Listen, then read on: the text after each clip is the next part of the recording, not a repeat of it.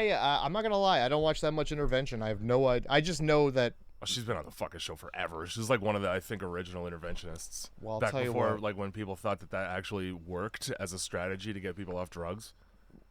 Was she the one that incited the epic cry? I Yo, I still forgot love about the you. epic cry.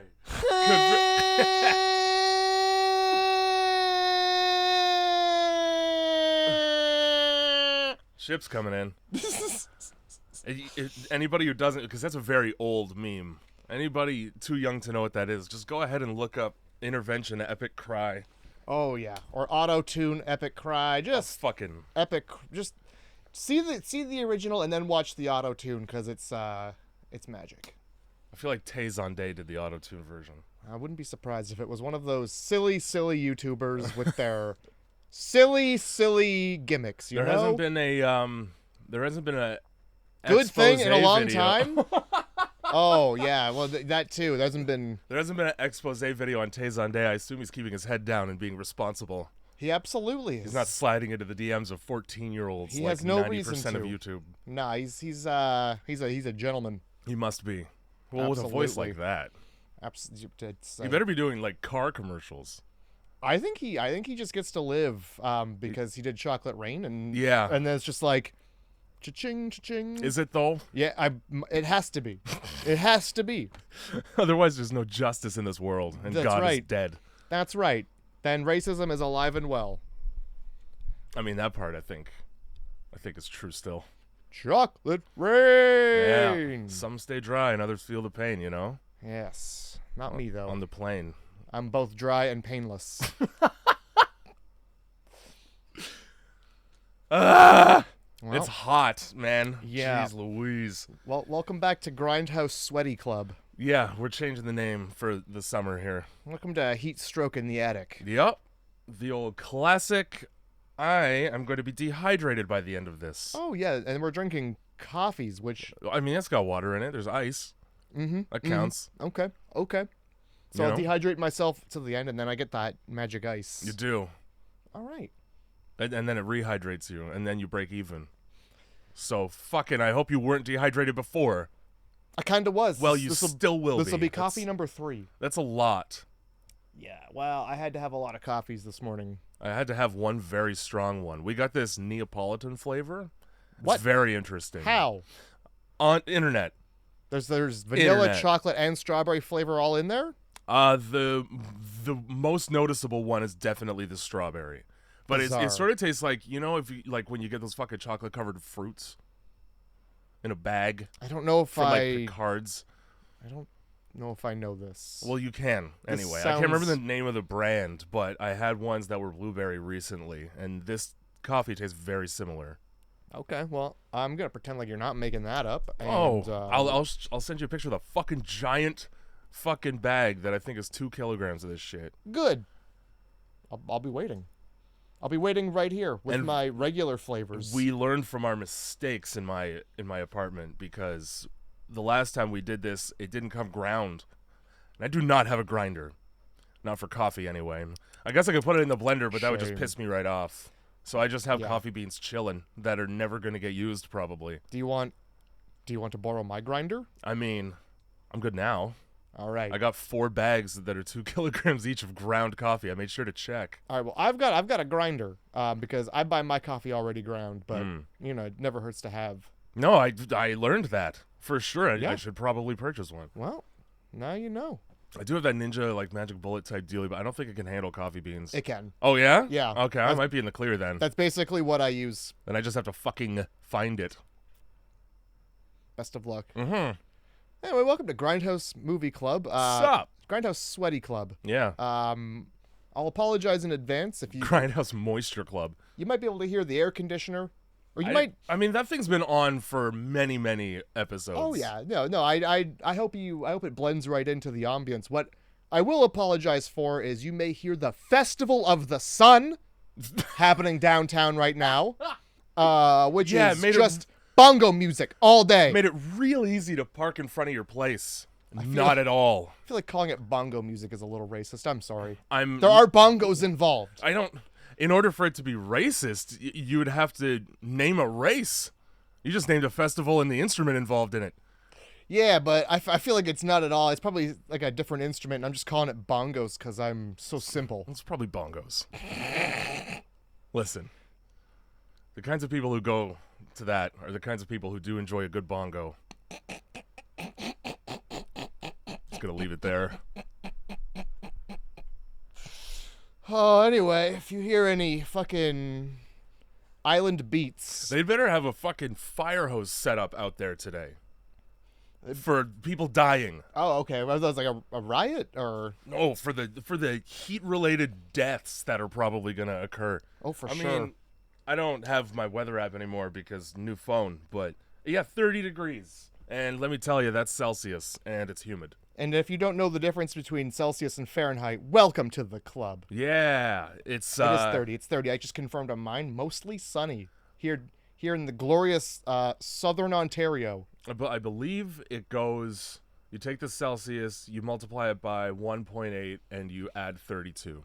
Or you just fucking. I think that's what that is. You just go, oh, good, Celsius. I know that. It makes sense, and it's not stupid as fuck. Oh, because zero is zero? Yeah, Is zero. that what you mean? Yeah, zero is where things become interesting. Not where people die. It's very nice to be using a system of measure that has zero as the where it should fucking be in the alphabet of numbers. Let's That's just right. say that. That's right. It gives you some room for negatives. Plenty of them too. And you know what? When it's negative, bad. Yeah. Actually, when it's positive, bad. Whereas with Fahrenheit, if it's negative, dead.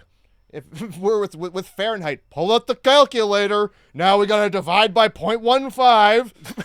Oh, Jesus Christ. I had to learn that for shitty, stupid school, and I will never use that calculation ever because who cares? Good. Well, you're never gonna be temperaturizing things in America. Temperagizing. That's right. The act of tempering, to checking tempers, So, seeing how angry are things you are. upset right now? I just need to temperagize the room. I'm 98 degrees, buddy. I'm 98. Remember that band? Yeah, I was trying to think of a song by them, and I can't. But No. I know it's there. It's definitely like a. Just sing Backstreet Boys. It's the same. Yeah, all right. I was about to do like Shaggy, I guess. Yeah. I don't know where I was going with that. Or Thanks for stopping B44 me. or Soul Decision. I got all kinds of boy band names in my head from childhood. 98 degrees is hot. Is it? Scold I Flash. think, yeah, no, it is. 98 degrees is indeed hot. I think in Arizona Yeah. it gets above 100 and people are very upset by that. It's 30 here, Jay. We were just saying how hot it was. Oh, well, they weren't Canadian, so that's Fahrenheit. It's 98 degrees Fahrenheit. Hold on, their hold on, band. hold on. There's no way they're Canadian. Hold They on. actually could be. Hold on. Let's see. I'm partial to Bewitched. Is 98 degrees the boy band? Yeah, otherwise you're going to get temperature answers. Canadian. Riveting podcast material. They're not. Yes. They're not. I knew it. Don't worry, guys. They're not a Canadian Because if band. they were Canadian, it would be like 12. 12 degrees. 36 degrees Celsius. Hot is the point. Yeah. It's very difficult to think and additionally to make jokes on the fly when it's hot. But I'm going to try my damnedest. Well, I think we don't even. You know, this movie doesn't even need jokes. What we did this week, it doesn't even. It did all the heavy lifting for us. The humor does come from it. Which movie did we do? Well, thanks, Andrew, for the intro song. Oh, and then also you can yeah. go to darkrosecult.com Hey, or go to- grindhousemovie.club. yeah. Or you can email grindhousemovieclub@gmail.com if you want to bitch about the 4-week hiatus. Yeah, go to patreon.com and give us $1. And you wouldn't have experienced a hiatus. And I mean, you would have. It's still, there would have been nothing for a couple weeks there. We're busy guys, all right, Dude, Like sometimes you got to go to a weekend festival. when you're a real adult, the summer is the busiest time of It life. most certainly is, and I don't understand why that is. Well, it's because you got to accommodate for everybody else who's enjoying their time off. Yeah, You believe me, bastards. I'm parked dangerously close to a fire hydrant. Because otherwise, I would have to go a block away. On the hottest day of the year, huh? Yeah. Well, we'll see what happens. Hopefully no neighborhood kids come around and crack it open like a poor neighborhood. I was thinking, like, hopefully there's no house fires and I need to use it. Hopefully no, like, They can get around me. crystal. If they got to break that things. window and do the thing that I saw, I think in a video from New York where they just smashed out the 2 windows and ran the wet hose through the inside of the car. Like a dick? Yeah, dude. Like a fucking dick? You go under Like the a car, fucking dick fireman, let me tell you. might as well have gone under the car. You might as well have just pushed the car out of the way. Yeah. The fuck? You might as well have put a big fucking dent in the top where it would hold the hose in place. Might as well just kick the windshield in while you're at it. Might as well just shit. Right in the car. Anyway, Anyway. we fucking did Mom and Dad. Mom and Dad. Not to be confused with any other movie that would probably be like a romantic comedy by the same name. Although, in a way, I guess this is a romantic comedy in that 2 people find love through a mutual goal. They sure do. They reconnect. And it's just a lovely tale. You got 2 sentences or less for Mom and Dad? I did, but I gotta tell you, there's so much. All right, so it's been some time, right? Yeah. And I had a good one when I first watched this movie 4 weeks ago. And then you wrote it down in your book. No. Oh. I was like, I'm gonna remember that for tomorrow. Right. And then I think I was hungover. and then there was another week, and then we didn't do it. Mm-hmm. And then and I just don't have one. It's a great movie. It's fucking. Man. Fucking. Mommy and Daddy. I don't know. Mommy and Daddy. We're gonna come to it. It's written in here somewhere, and I'll be like, Okay. that's my 2 sentences. Perfect. or I mean, I've less. done that 18 times. Mine is, everyone hates their children, and Selma Blair wastes an entire movie not having sex with Nicolas Cage about it. She does waste a Because- lot of time not having sex. You're gonna sit there and tell me you got that slab of meat in front of you, that delicious hunk, and you're not gonna take advantage of the situation? Hey, director, I think we should have a sex scene for 3 hours.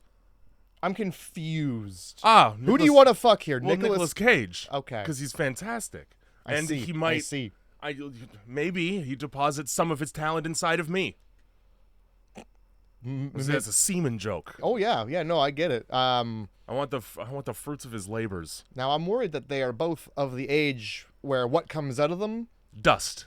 I was gonna say it ain't like a Pet Cemetery joke, you know. It's not what you You put don't in want to there go ain't up what there. comes out. Yeah. What because what comes out is different. because it's got Down syndrome and it's most likely to as they are old.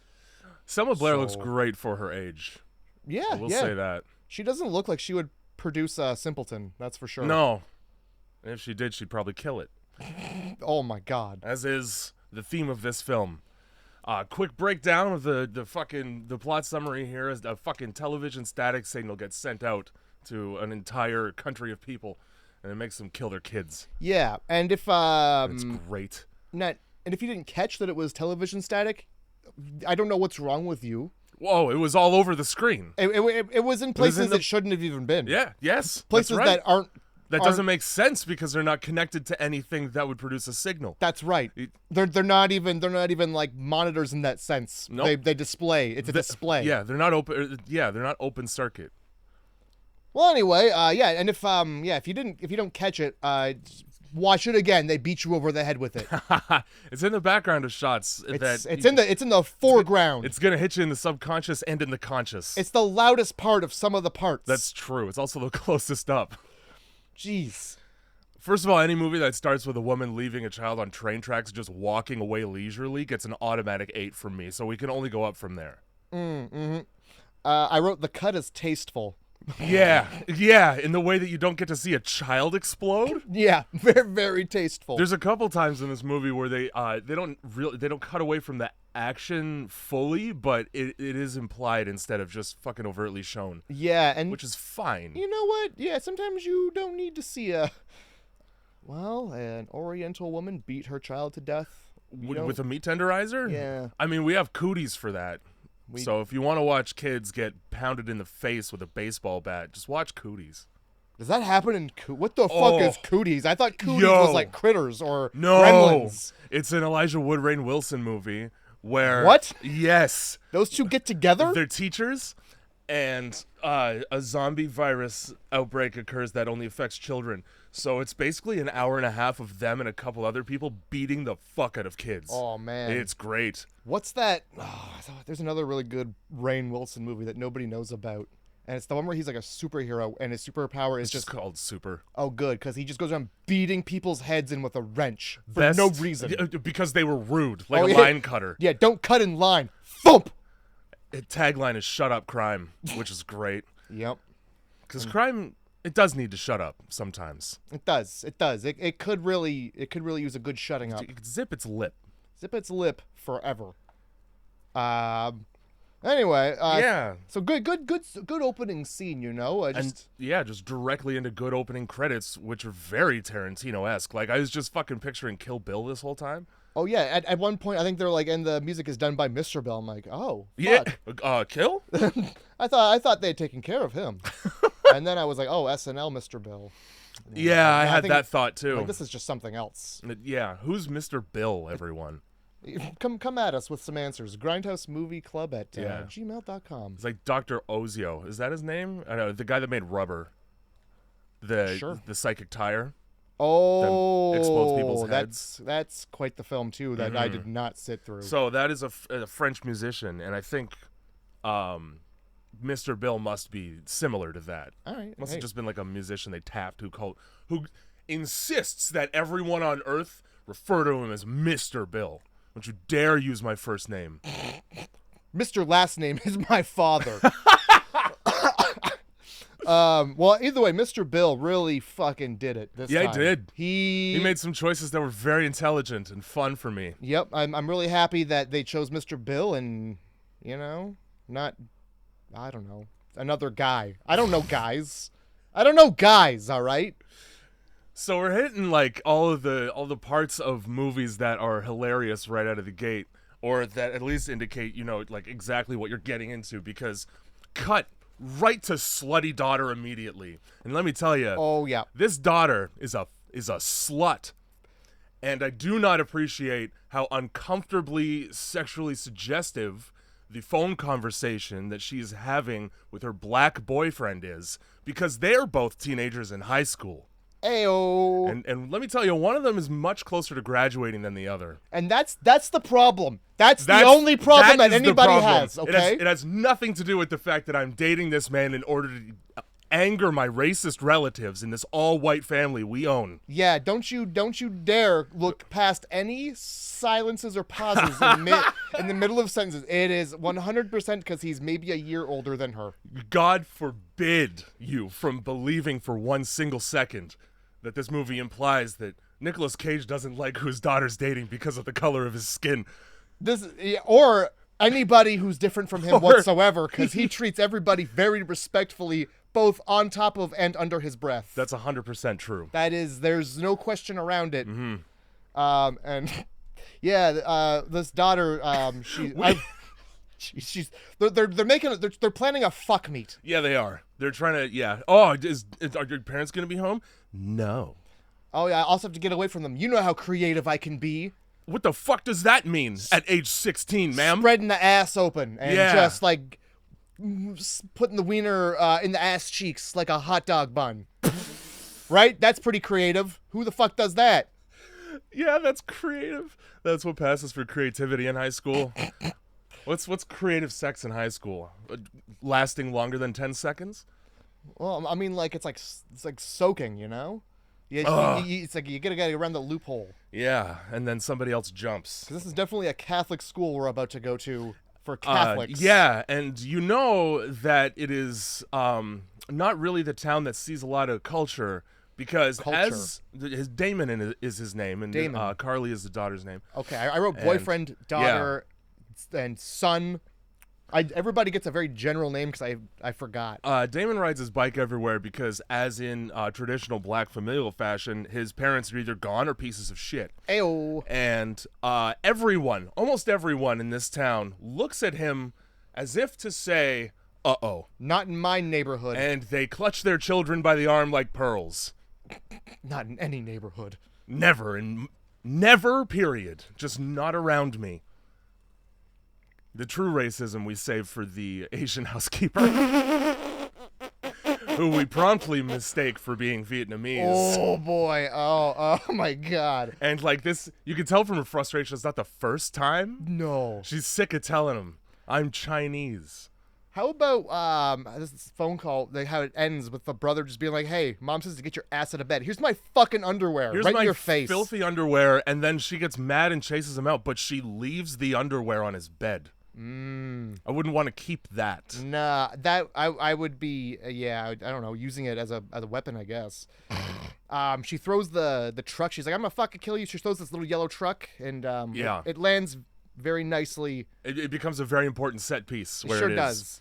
And then this is also where she steals money from her mom. Yeah, which is like not really important. Like a bitch, like a 16-year-old bitch. I will say, stealing $100 is too many dollars to steal. I'm gonna notice. Yeah, if you're gonna steal money, steal a reasonable person. It has to be take 40 out. I might be like, oh well, maybe I bought. But no, all of my cash to the tune of $100 is missing, and I have 3 guesses. Yeah. I do sure wonder who. Yeah, let me check everybody's pockets for bags of pills. I know my son isn't going down to the corner store and buying pills. I don't think the son would know what to do with $100. He'd probably think he was a millionaire. Probably. The son's not the brightest bulb in the bulb store. I would beg to differ. Unless he has a gun. I would say he figured out a code pretty quickly. Wouldn't have been my first guess. No? That's fair. I would try it, though. You gotta run down the list. Everyone's birthday.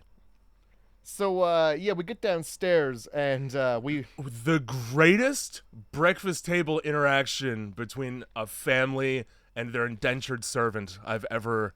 First of all, Selma Blair drinks her coffee like it's the only thing preventing the world from ending around her. She's having a real, coffee commercial moment where she's got both hands on the mug. Like Brad Pitt in World War Z when he has the cure for the entire zombie virus. Hold on a sec. I need a Pepsi from the vending machine. They didn't pay for that. I certainly hope, because it's like... I would rather you just stab me in the face with Pepsi then. Does he do because holy fuck. Oh, he drinks it and then he closes his eyes and he enjoys the experience. Fuck yeah, he does. Fuck yeah, he does. He's only got, the antidote. It's fine. I like on the news during this whole interaction is like, and then the train ran the baby over in the fucking vehicle, and the mom's like, "Oh, come on, it's breakfast." Go ahead and notice that somebody filmed that happening and did nothing. Oh my god. Like every time there's the news, like why are you just watching atrocity and be I'm gonna call CNN about this. Yeah, selling it directly to the news. Same day. Morning. Holy fuck. Do I have a video of a father drowning a toddler in a pool that you are gonna want to pay $200 for? And then Nicolas Cage is making fun of the fact that a baby was killed with his son by spilling ketchup on the counter like it's blood in front of the woman who has to clean it up. Oh my god. Right in front of her. Yeah, he kind of... nobody makes any effort to clean it up either. And the son even rams his car through it. Yeah, worse. Yeah, oh my god, Nicolas Cage is like, "See, this is why you gotta listen to your mother." And then he implies, you'll get hit by a fucking train if you don't. So before any of this shit really hits the fan with the family, already it's like these two people hate their fucking children. Looks right at, first of all, you're a housekeeper, don't bring your fucking daughter to the house that you're keeping? My mom used to have a job she used to take me to. Okay. Just can't afford the daycare, huh?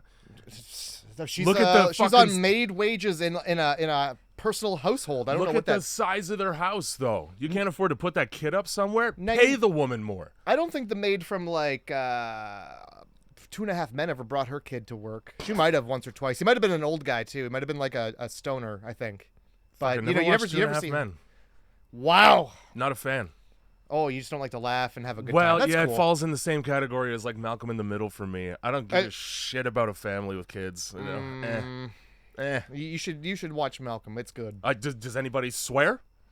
Yeah. When? The crap doesn't count. No, they say cuss words. Damn.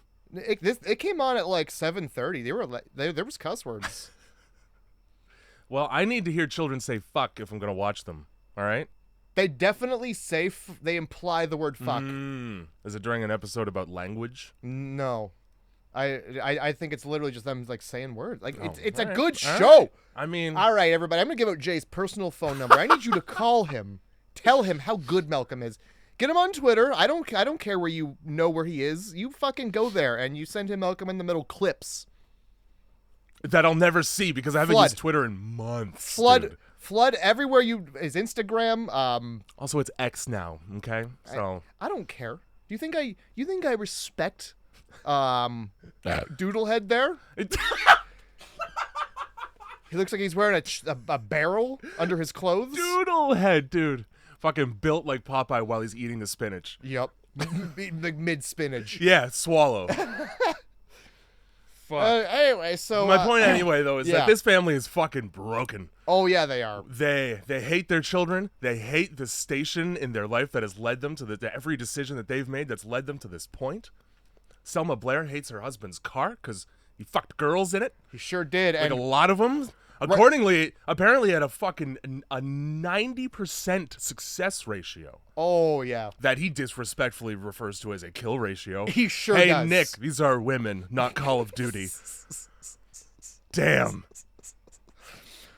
Oh, good lord. There's a whole midlife crisis. We get to watch that happen. Oh, we get to see two happen, really. Because fucking Selma Blair's not too far behind. And like, I guess I was gonna say like the boy gets pretty close to death, and that would be like midlife for him. Yeah, But would. I guess not, because that doesn't make any sense. He would have had he would have had it already at age 5. The math doesn't add up. So the boy is 9, and well, that's just a piece of information. Mm-hmm.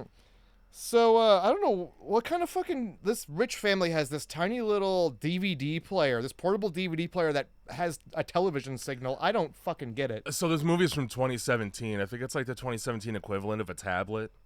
Oh, okay, You know what I mean? All right. And like, Yeah, and it's like in the same like shape as a picture frame, so that it's unassuming in the house. You go ahead Sure. and notice how well kept this house is, minus toys everyone hates. Yeah, as you know, just more evidence towards the family being broken. We get the daughter being like, "Hey, I'm gonna see what's his name, Damon. Damon tonight," and they're like, "You're gonna see that boy." That boy. He forbids it because he's older, and then Yeah. he's like, "No, you're." I used to be a horny teenager. I have no problem talking to my underage children about fucking all movie. Holy shit! This isn't even the worst one. Oh man, no, it's really not. It's really not. Mom brings up the point that, hey, no, you can't go out because grandparents' dinner tonight. And to which the girl responds, "Oh, good. You and Grandma passive aggressively bitching at each other." Mm-hmm.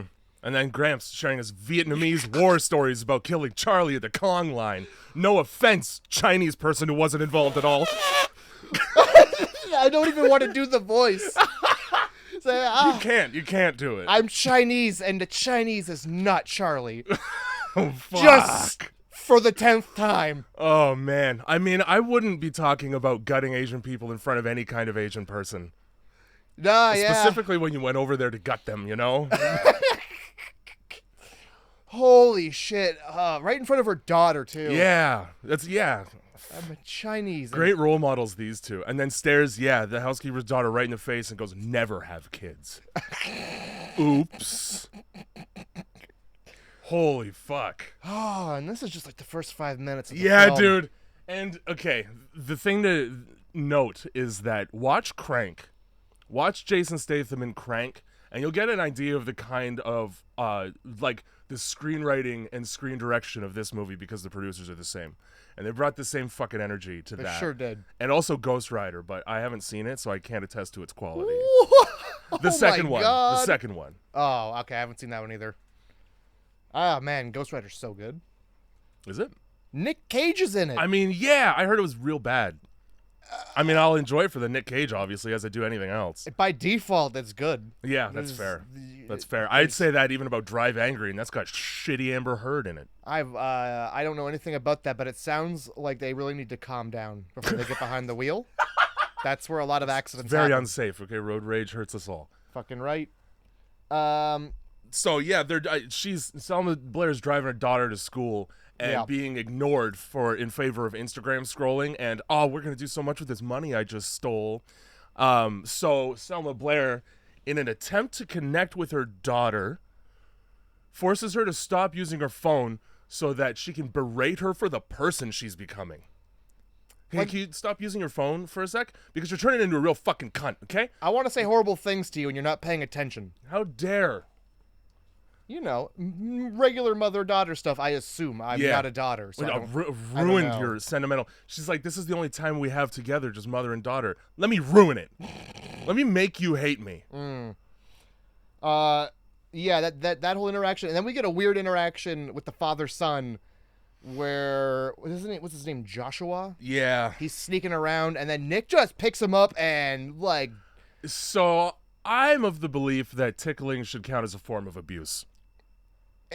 Excessive tickling, I'll go with that. Like, if anybody you're tickling says stop, it's time to do so. Yeah, that's, you stop touching me. Yeah, that's exactly what that is. And then, I don't know what the fucking spanking, I mean, parents do that shit and it's weird to me, but that's fine. Yeah, you want to touch where your kid has poops from? That's your chocolate. That's your chocolate is what you just said. Yeah. Enjoy that brown sugar oats shaken espresso. I will. There's like little floaties at the bottom. I'm assuming it's the oats. It's the grains. It could be granulated brown sugar too. I'm not sure. Okay. You seem to have made it in a hurry.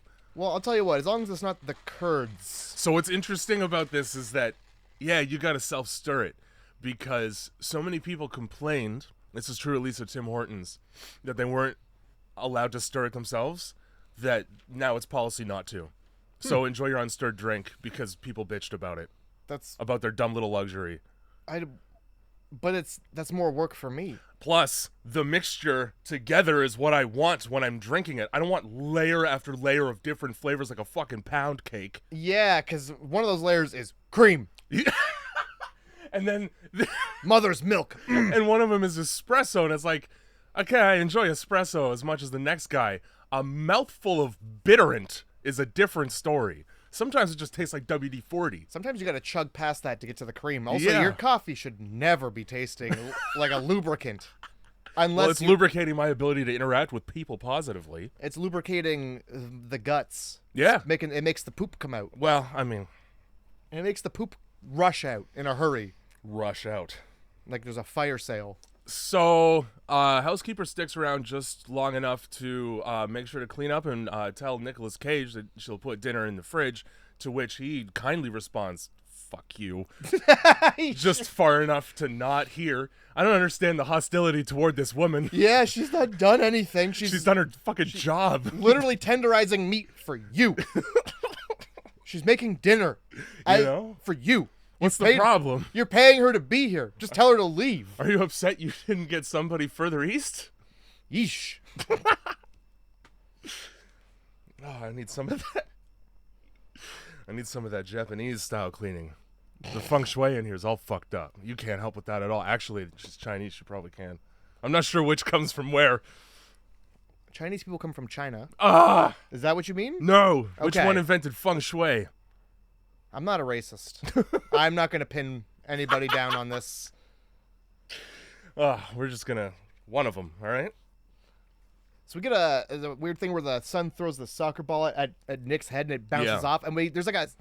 So before parents go crazy, there's always like this high-pitched sound you hear. Yeah. And you get that, and he kind of like looks at him. Unblinking for a painful amount of time. Like, is it go time? Yeah. It's not. And then it's not. We're just 10. Is not a guarantee for you. Let me get into my Trans Am and reminisce about having tits in my face when I was younger. Tits, just plenty of tits in my audibly face. smacking me in the face. In slow motion. Flop, flop, flop. Beautiful. And now, a Trans Am, let me tell you, is one of the greatest cars on earth. And he's got shutter shade back windows. I'm jealous. Just get one. I want one.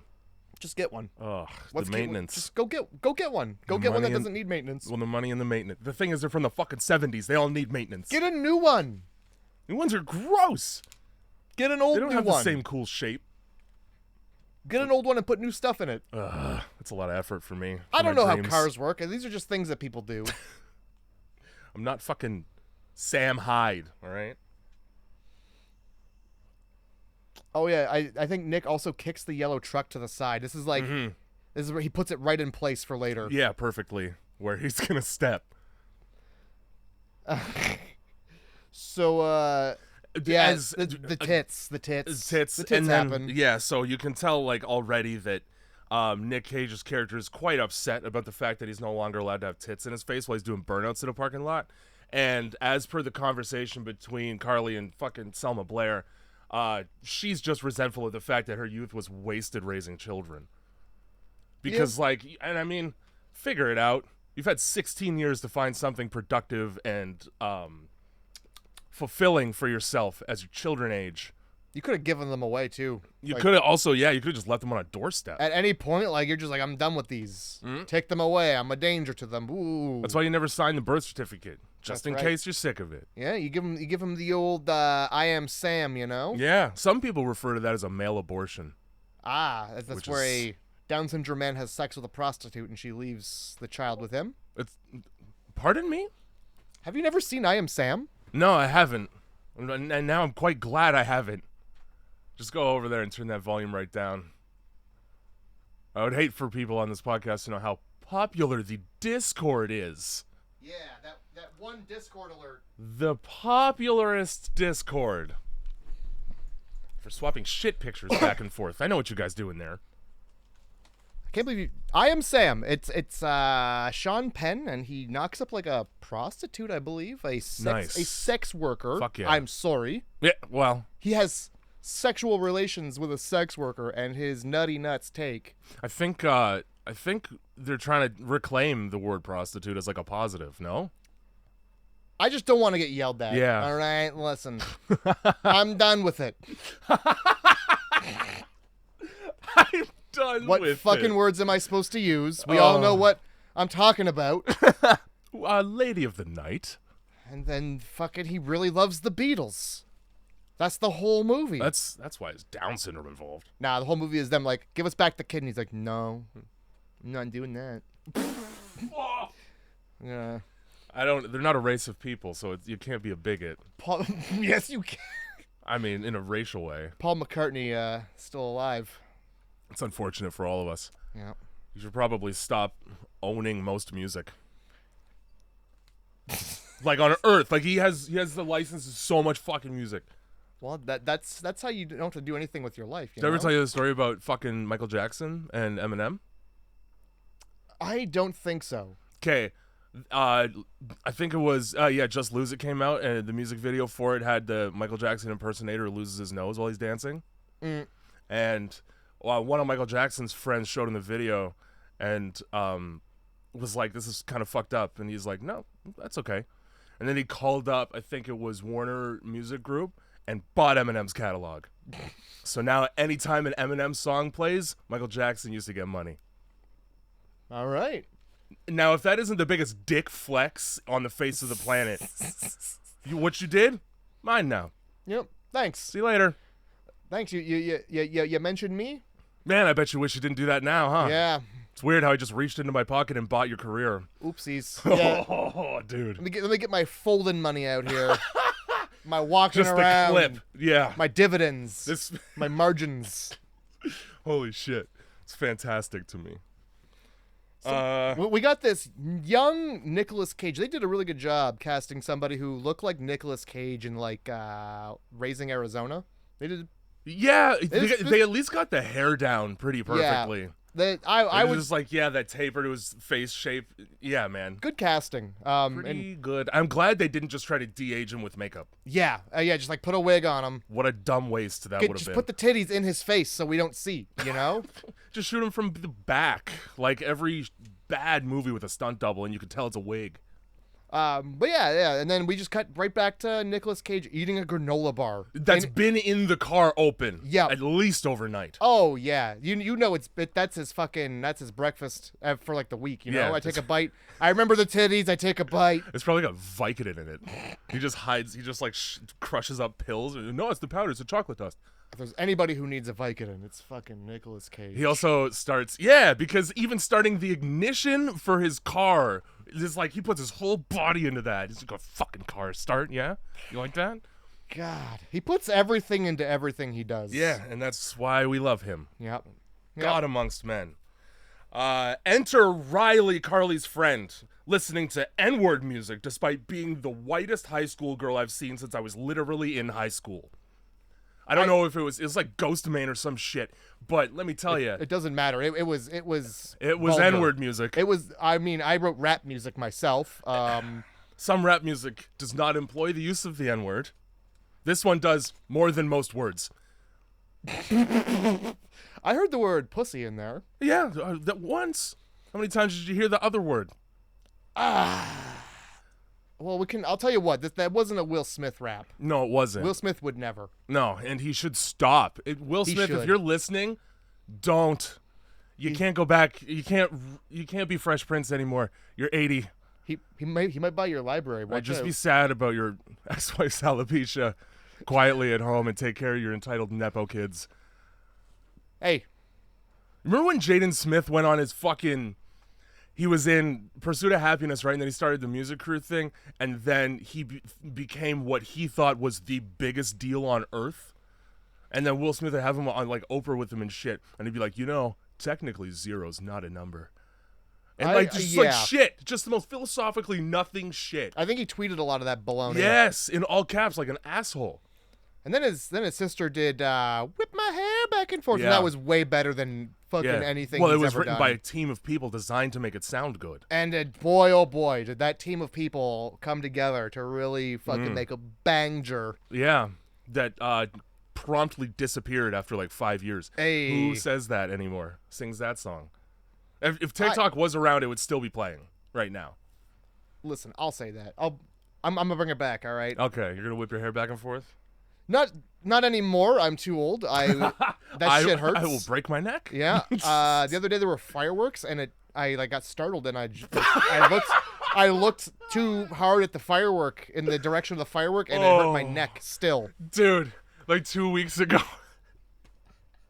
I just rolled over in bed and just threw my back right out. You need a new mattress. That's your problem. I've had this mattress for 10 years. Yeah. So you're probably right. Maybe flip it or something. Oh, I do that. Oh, throw it out then. It's no good. Yeah. Anyway, Riley's trying not at all to hide the fact she's listening to music in class by nodding her head like she's at a fucking concert. What did you expect? The teacher to not notice and then not take away your headphones and phone? Right. And then also this teacher is the best teacher. Yeah. Because obviously they're texting back and forth. So he sends a message from the confiscated phone to Carly, and then when she looks up, he does the, oh my God, hi face.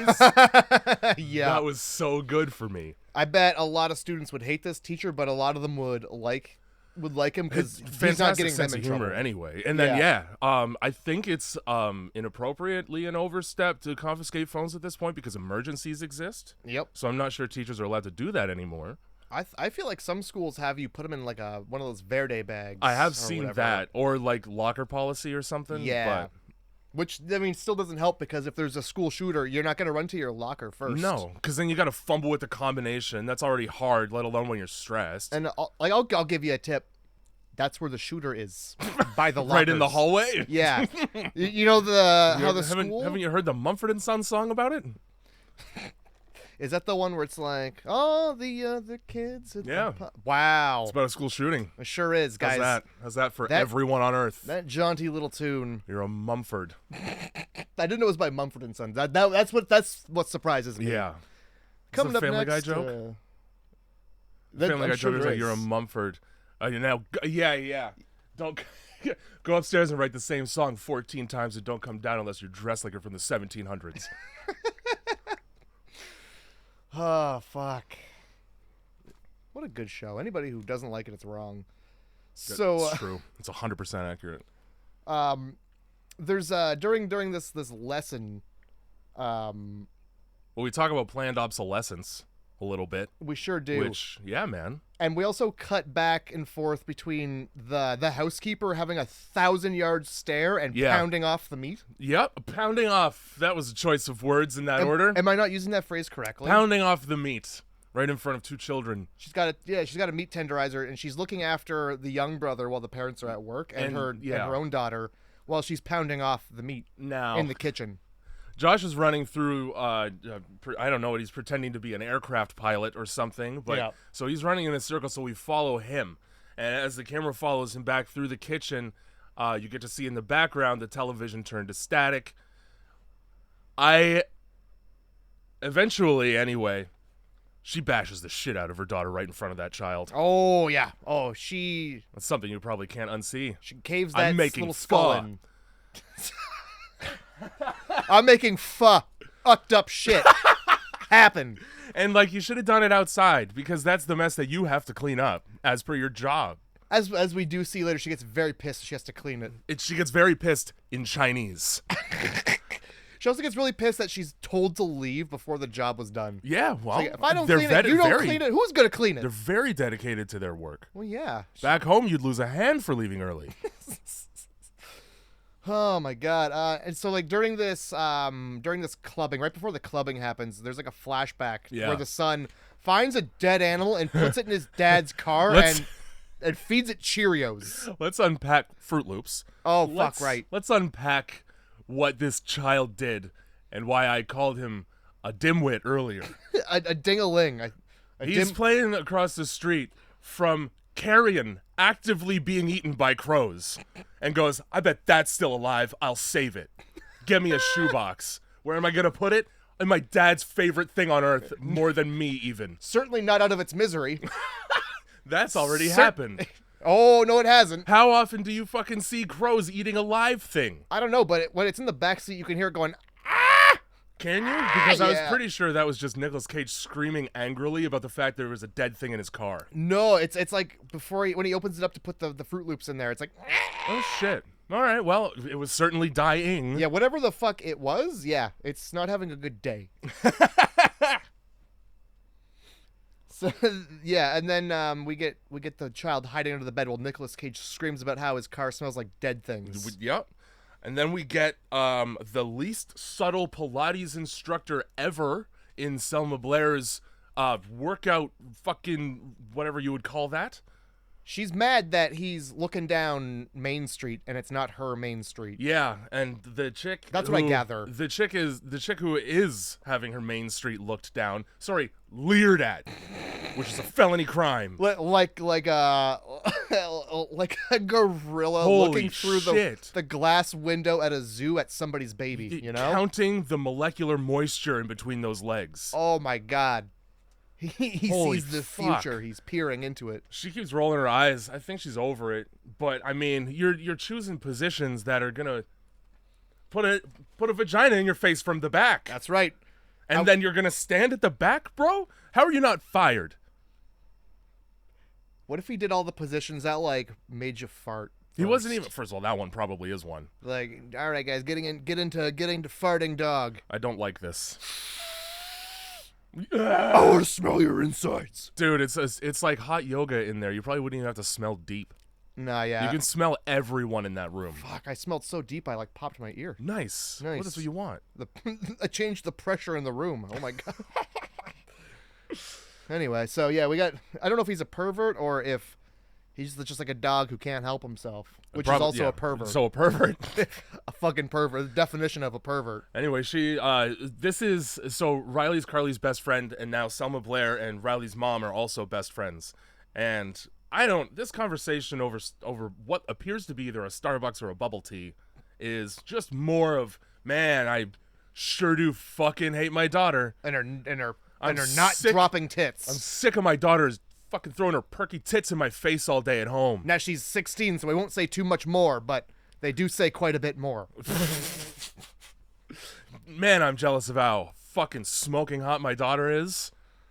Said no good parent ever. No. Great. And, I mean, we find out later she's not the best parent.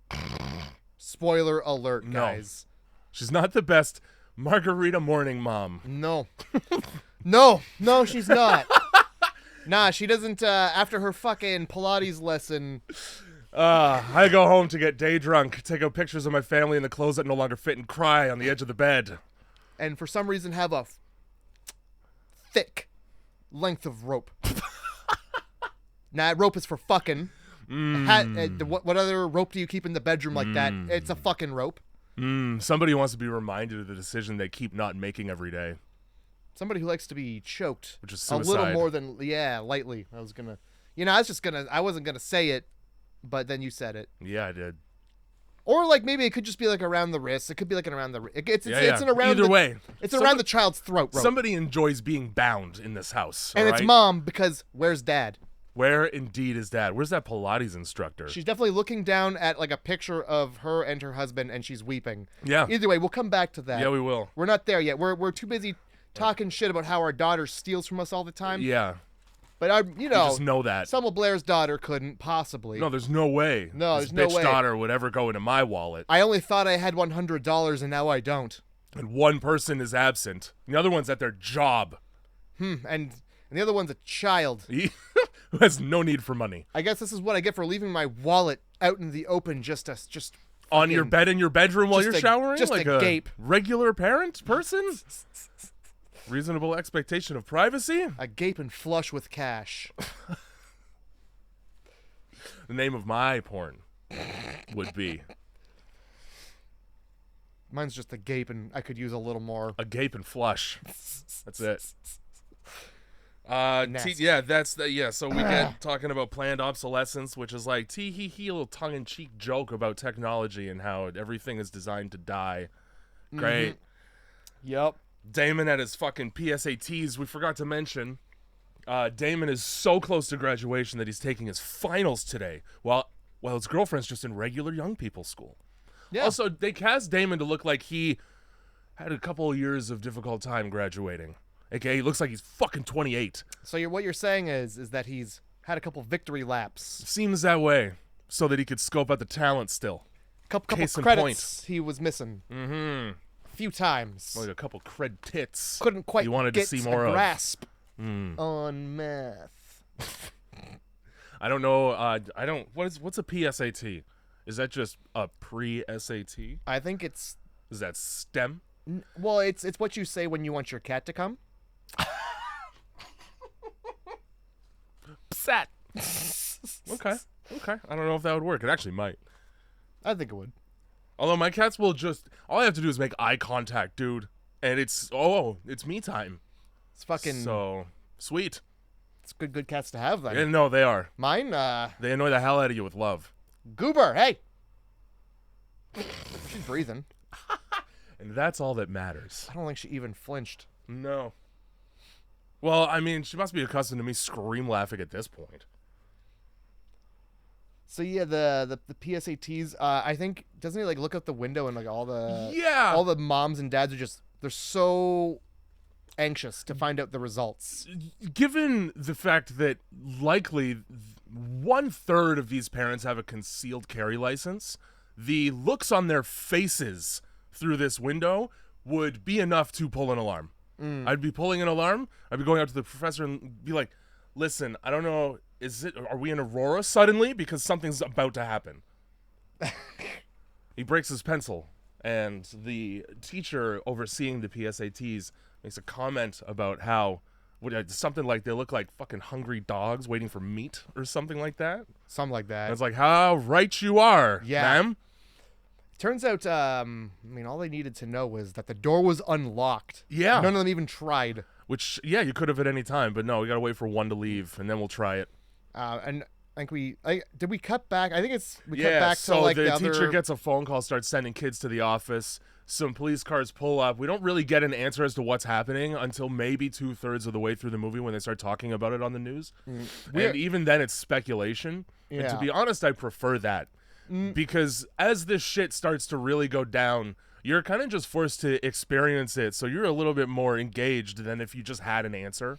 Yeah. Because, you'd be trying to, figure it out as well a little bit.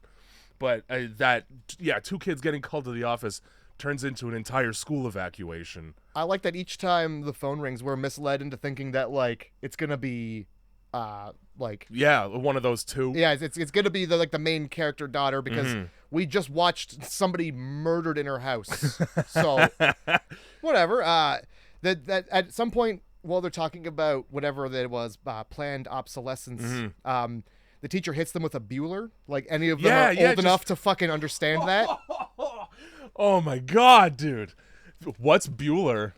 What do you mean, Bueller? Is this, Is that a... I think...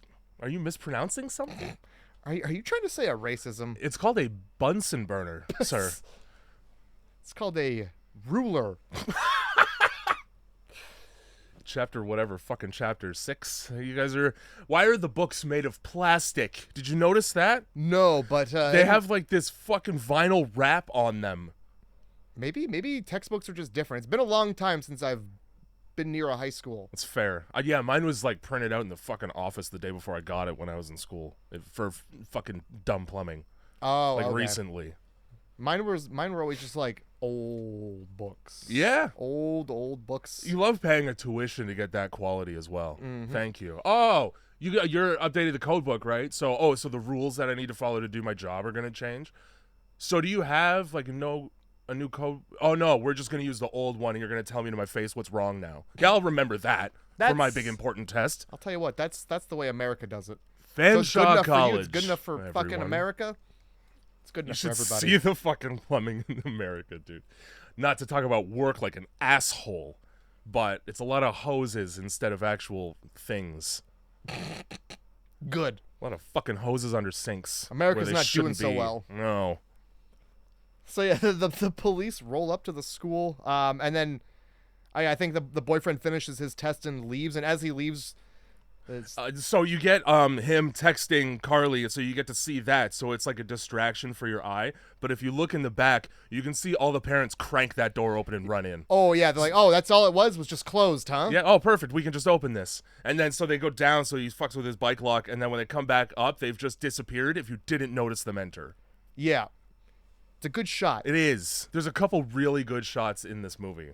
This movie has a lot of really good deaths in it, and I'm sorry to say they are all children and babies. We're fine with that.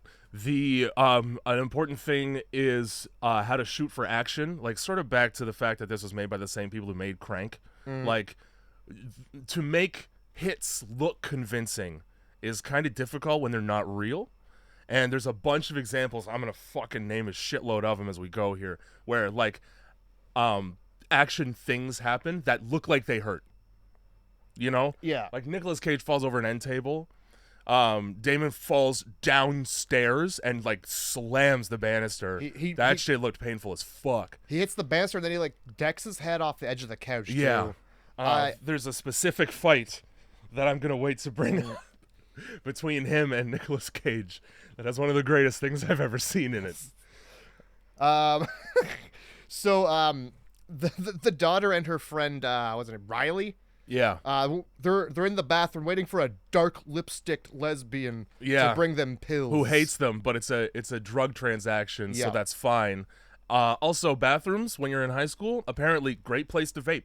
Yeah. Just the best place to vape on earth. It's a great place to vape and wait to shame people for not washing their hands. Yeah, I mean that makes sense now because COVID, but this is before that, so she's just being a bitch. Yeah.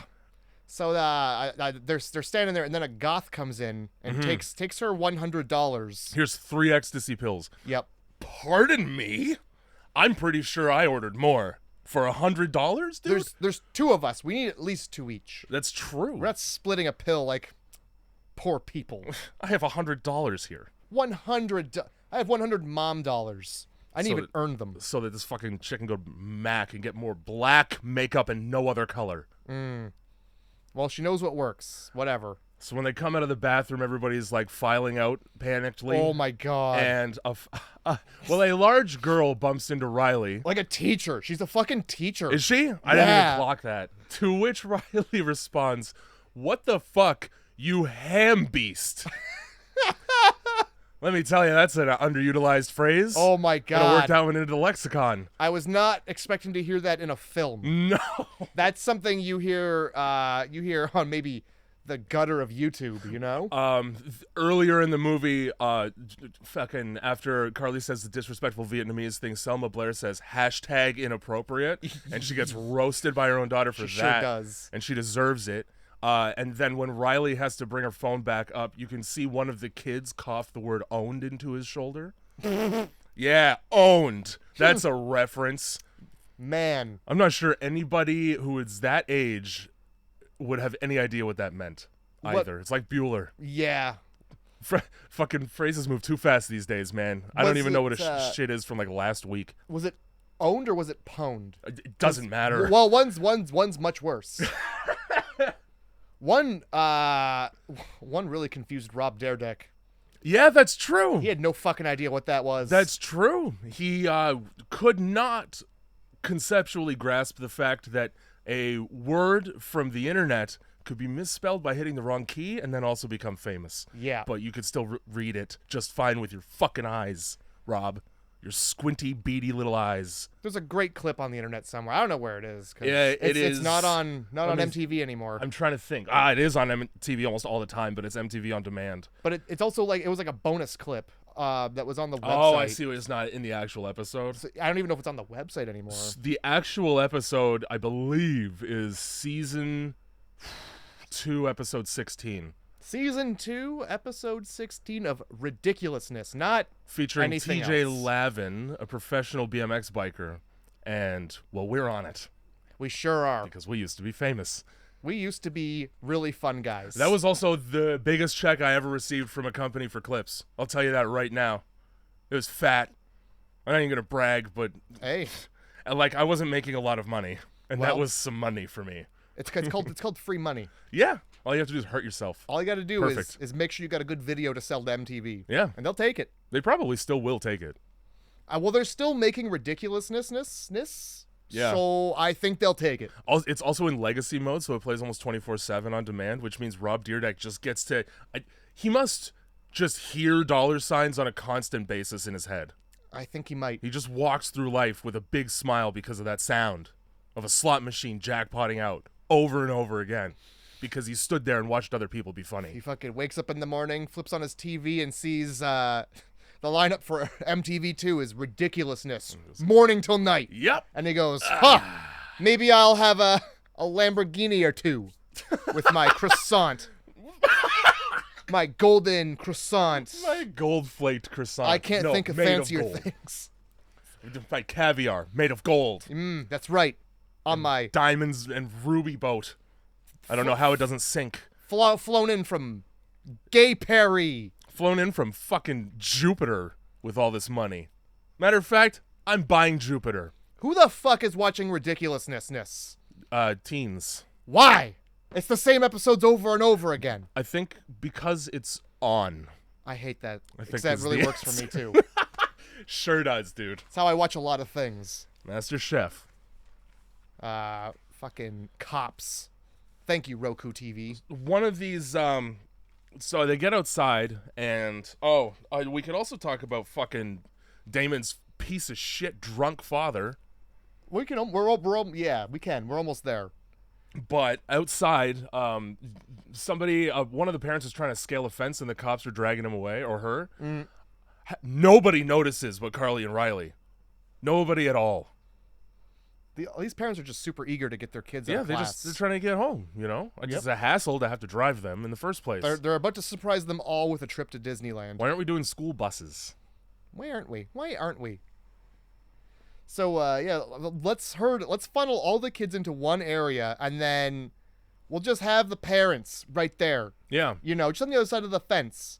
Perfect, where they can grab easily. Yeah, we should definitely keep the kids right here so they can see where they are. Yeah, in view of the parents. Yeah, who are really eager to get at them. One wonders why. Yeah, one does wonder why the cops won't let the parents in to see their children. One of these kids is like, well, I don't really like being here in the first place, so fuck this. Yeah. I'm going to go to mom, and hops the fence. It just takes mom being like, come on, sweetie. Yeah, come get these keys in my hand real quick. I need you to, let yourself in. You're a latchkey kid. Stab. Yeah, so they fight over this boy. They do fight over a boy. Do you know, I bet there's quite a bit of force that needs to be used to put keys in a person. Yeah. I have, however, seen people recommend it as a self-defense tactic if you're being assaulted. Better have a like sharp for women. key. And yeah, I mean, you're engaging that key with purpose, we'll say. It'd be really funny if you lived in like an old timey house and all you had was like that fucking blunt key with like the two the prongs. skeleton key. Yeah, take this. Like the fucking flying thing from Pan's Labyrinth or whatever it Yeah.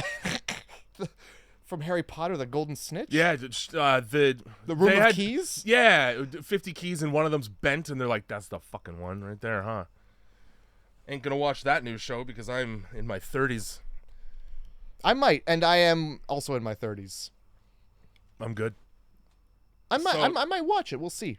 So this is another thing that they do a lot in this movie is blood splatter as opposed to just the violence. Mm-hmm. And this one, it's like, yeah, she's drawing the key back, and it's clearly very bloody, and there's like drops flying through the air in slow motion. That's cool shit to me. I can tell you, I don't think visually people want to watch a young boy being stabbed with a key over and over again. I mean, most people will say. Well, yeah. Because I would. And now, you know, if they were making the movie for you, I feel like they would have, but... Just a couple of them, you know? I think not they made all this, of them. They made I this enjoy movie for subtlety. most people. Yeah. Somehow this has a 5.6 on IMDb. I don't trust IMDb for a second with their rating system anymore. Nope. I don't trust anybody with anything. So that action prompts the parents to, well, find their way in. World War Z themselves. Yeah. And we into get the schoolyard. a pretty rad chase scene through a football field. Now, one of these cops has told a woman to step back multiple times. And he's, not being listened to. And he gets quite upset about that. So he pulverizes her face. And this is the only time in the movie, okay, where a parent, it's not trying to kill a child. Which is a little bit weird and confusing. Like, you deviated from the rules so you could watch a cop have, like, a manic fit. As if he's got the rage virus from 28 Days Later. Yeah. But you know what? They saved it immediately when they had one of the parents wrap their child's face in an empty garbage bag. Oh, yeah. And then throw them to the ground like a full garbage bag. During the chase scene, you see him, like, grab it's like a dirty trash bag out of the trash. Empty it out, filthy shake it. High school trash that's probably got steroid needles in it. Fucking shakes that bag out, and he still chases her down. And yeah. So good. Here's my 2 sentences or less right here. Hey. Teachers fighting parents who are fighting with the life in their children's eyes. There you go. Perfect. So that's happening at school. Damon gets home after, what did he say? Crushing his PSAT and uttered the most calmly ominous line in the entire movie, which is he sees his neighbor, and his neighbor's got a kid named Amanda. So, hey, Mrs. whatever her last name is, Beasley, where's Amanda? And she just looks into the distance and goes, she's inside. Well, I hope she's okay in there. Mrs. Beasley. Do you think, please say more words? Yeah. Do you think after they figured out what was going on, at one point he was like, oh, fuck Mrs. Beasley. You said it to me like that? At least give me a heads up that my dad's going to try to kill me for a reason other than drinking when I get inside. Yeah, it was really unclear what the reason was. It becomes clear, but like, there's also, like, he says, don't do this shit again. So obviously he's gotten his ass kicked by his dad before, minimum. I'd like to point out that they didn't do that with any other white parent. Nobody else. No, they did the classic white wife beater, wearing, sleep during the day on the couch watching Maury. Beer can in the hand. That's how you know they're an alcoholic. They fell asleep with it in their hand. Yeah, and there's empties just around. And then also divorced, which means he's been doing this for a while. Yeah. The dad does the thing. Classically black family issue. Yeesh. When he takes the can out of the dad's hand, he makes a fucking fist. Yeah, he does, because it's time. Yeah. I don't know what the fuck paperwork was being thrown around. I assume it was his study notes, but he cleans that mess up in the kitchen and throws it out. I was like, Dad's been doing some drinking and some thinking. He's like wrote out some like poetry and then just like pissed on it. It was all wet. No, so I read some of it, and it had to do with it was a study on what affects the nature of employment. So it might have been his son trying to get him a fucking job for once. Well, it's up to the son to clean it up. Yeah. When he comes back from taking out the... First of all. Mm-hmm. All right, look. I'm looking. It's like a textbook with some notes and a couple beer cans. Yeah. Why are we taking that trash bag out? That's the one that sits on the bottom. Just forever. Yeah, that's like you need more trash in the bag. You're wasting a trash bag. Yeah, different if it was one of those kitchen bags that's like half the size of a regular garbage bag. But I mean, yeah, this is just a waste. And you like have it like bunched up in your hand when you're taking it out. So obviously there's so much more bag to fill up. But what are you gonna do? Leave it inside to reek of beer inside? Yeah, put it in the trash. Well, that is the trash. Yeah. Maybe they just don't have a can indoors. Crazy. Trash just goes right out because it's also in the backyard. Have it in the front. Just don't have it. Just have a chute and then have it go away. The real answer is they needed him to go outside for a second so that dude could disappear from the chair, and then also Damon could notice that no birds are singing.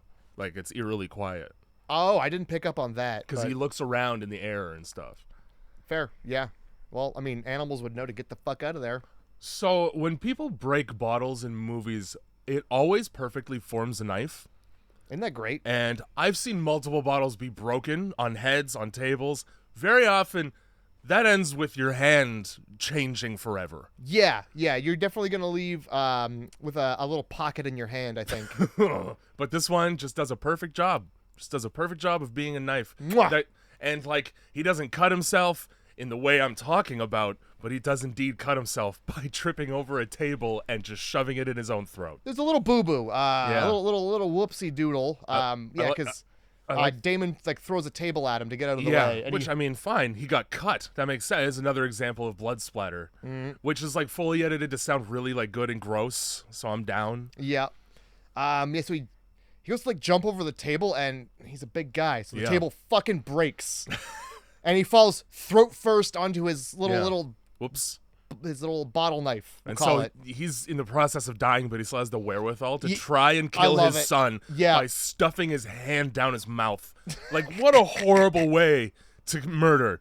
If you're gonna murder, that's not, first of all, not easy, but this is his last resort. That sucks. Also, you'll get bit. Suffocation, no no doing breathing. Is fucking, and his like hands covered in blood, so that's gross. Oh yeah, that's if anything, he's like, here's my bloodborne illness. Yeah, actually, now kill me, because what do you have?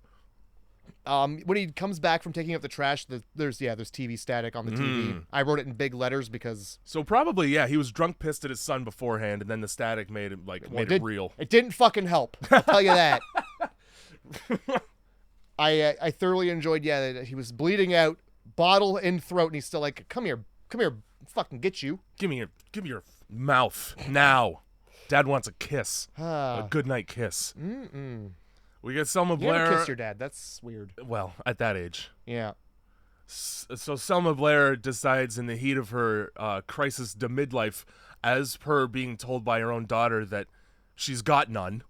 Yeah. No life whatsoever. She decides to contact, like, what is this, an old model friend who has a modeling business? I think, first of all, you're just assuming that she's a model because you want to fuck her. No, I'm assuming she was a model because the guy is a scumbag.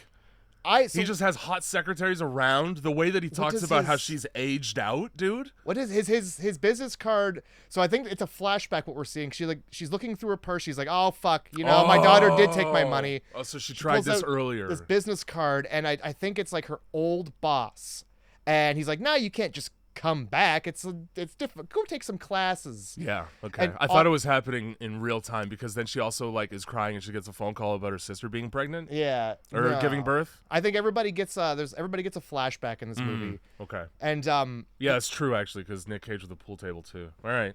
So she's like, she pulls out the business card and fucking on it, it says like top guy. That business card like, sucks for so many reasons. Number one boy, it might as well say. I didn't even see a phone number, email. It's just guy's name and art. If you're horny enough, you'll find me. But what the fuck does he say? Oh, you either die single or live long enough to see yourself become a cliche.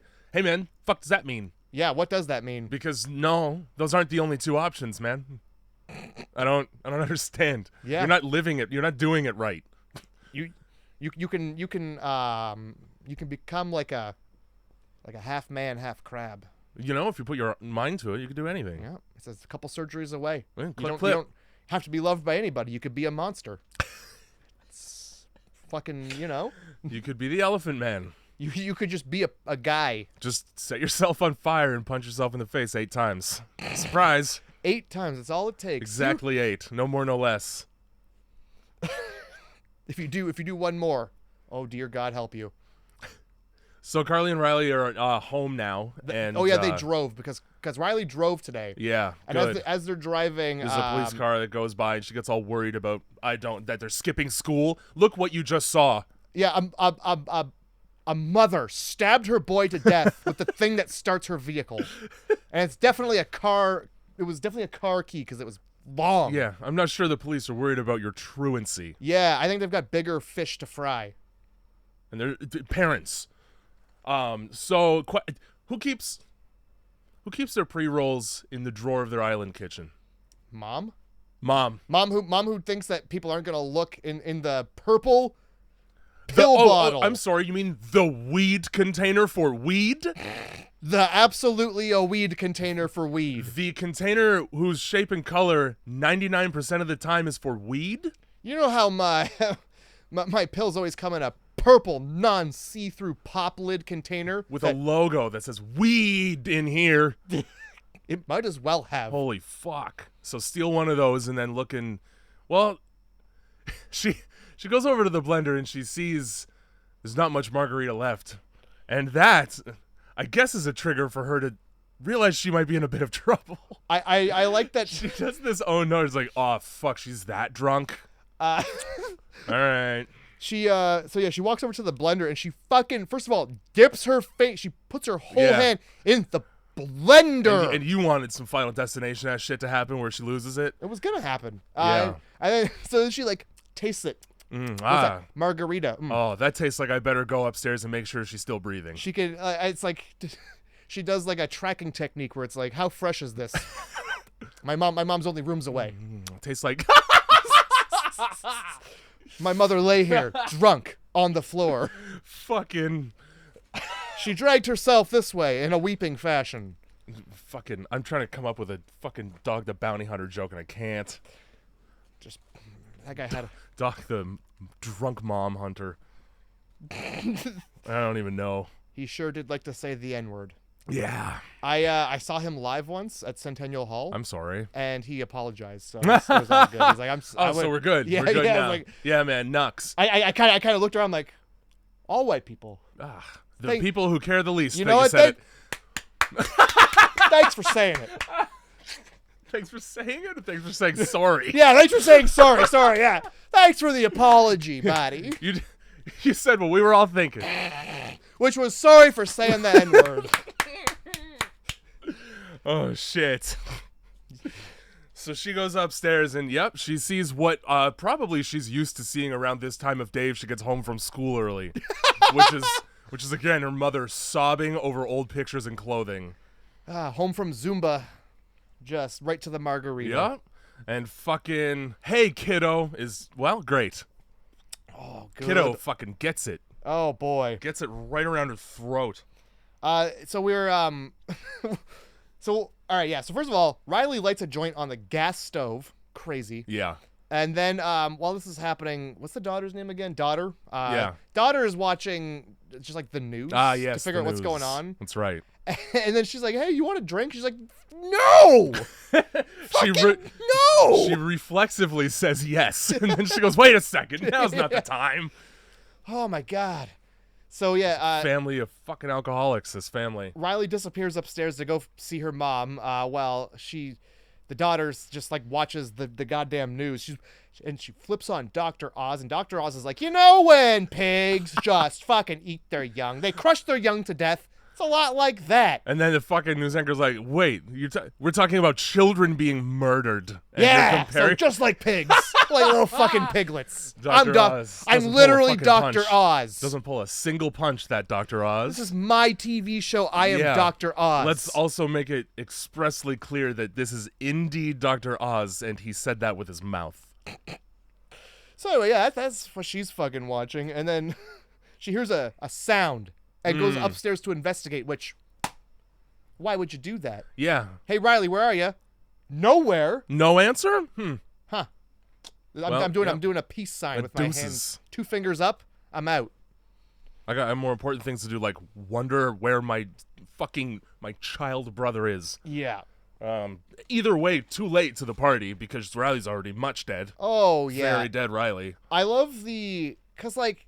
Hey, kiddo. These dude. parents, their main goal, their only goal is just to kill their kid. Mm-hmm. Once that's done, like they're done. Back to being. There's even like an interview with a guy, and he's like, "It's really bad what's happening around here, but when I killed my kid, it was just right."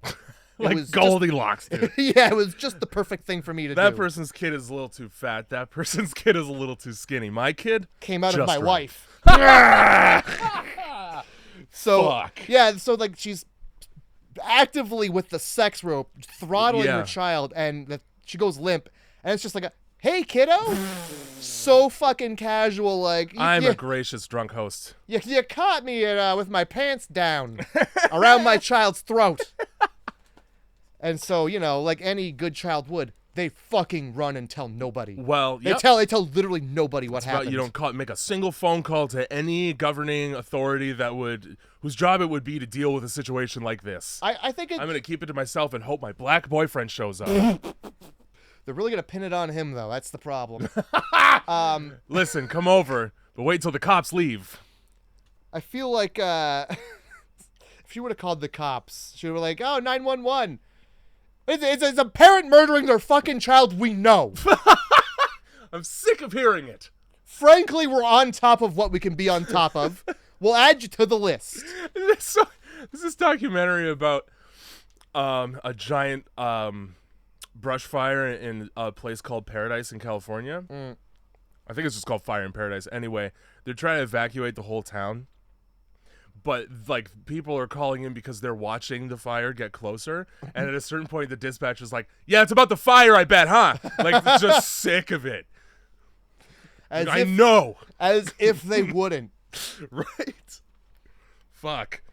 Oh, I love people. Like, I'm the only one who's calling about this. I must fine. be the one to let the world know about this thing that you can see from space. Yeah, if nobody else is going to do it, obviously, right. Hand me the phone. I can see the cops are there.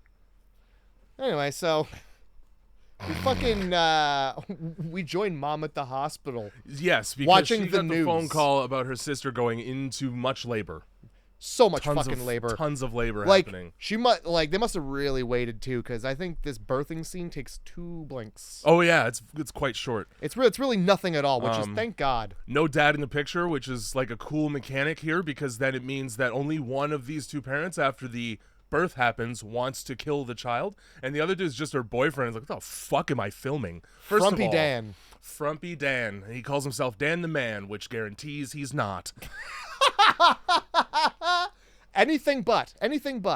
Dan the cuck, probably. Dan the I got a GoPro, and I'm gonna We're stick bring it up right into the room with your pussy open. Let's just call it what it is. It's got You're that gonna be wide spread lens, wider than human beings' bodies are meant to go, and we're gonna make sure to play it every Thanksgiving. I'm gonna get your cervix on digital recording, just so I can find it later. Yeah. Because that's what you always want. You want to get in the cervix. Yeah, you do. That's the most important place to get into. That's definitely not too far.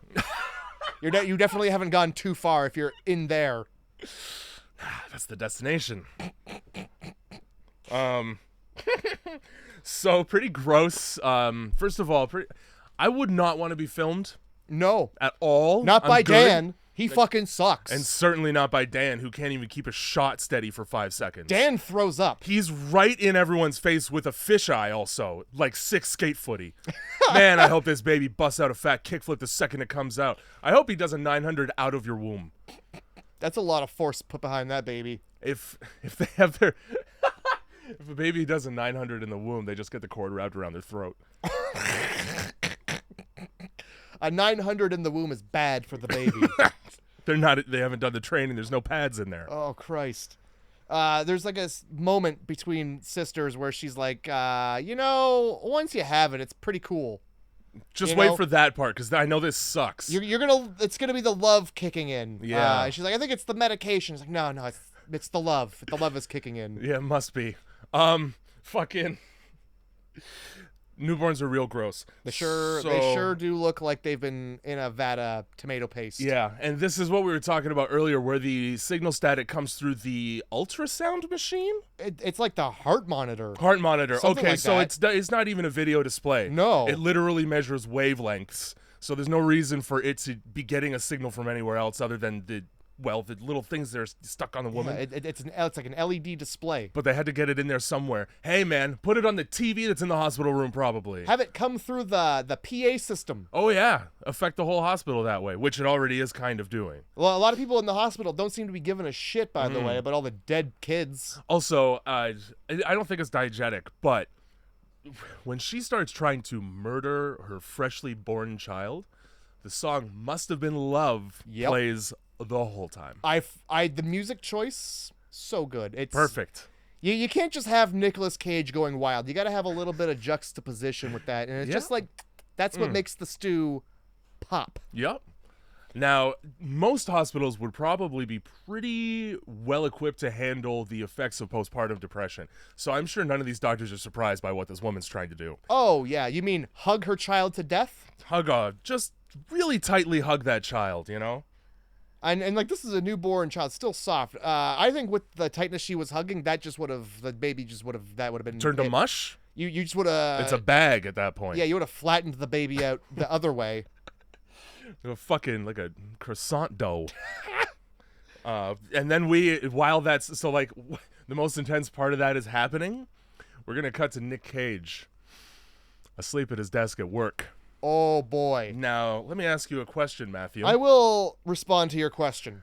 Did you happen to catch... Now, okay, we'll set the scene a little bit. Please do. He works in an office, obviously, American Psycho style, so he's got his desk all laid out. He's napping on the keyboard. He's got the computer monitor up. It sure does. Did you happen to see what site he had most recently visited? Now, I'll tell you what's on his monitor, Jay. It's not pornography.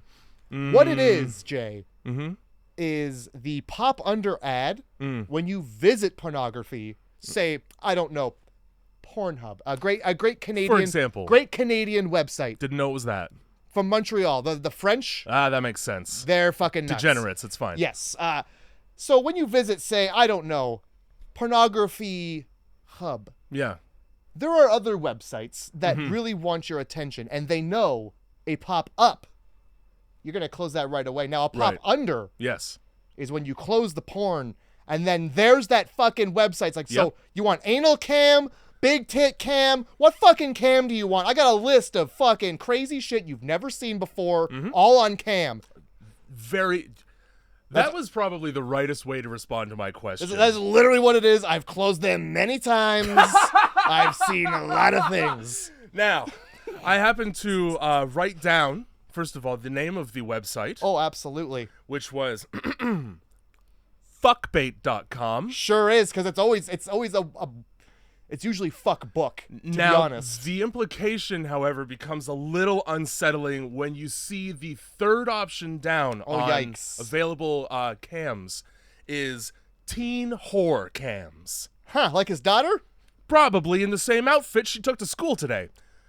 Yikes. So that's cool. At least, though, he had the courtesy to put the picture of his children face down before he cranked himself into a nap. And I'm glad he also had the wherewithal to close the real pornography as well. Like, if anybody walks in, at least they're going to see fuckbait.com instead. Well, he could be like, it's a pop-up. I don't know what you're talking virus. about. Come on. I don't know. I'm Nicolas Cage. And I guess that way, you don't... The best line delivery. Oh. All right. At the very least, that way, you're not going to walk in and immediately know the shit he's into. Yeah. Okay. It could be any of these. Yeah. I can't pin you down right now.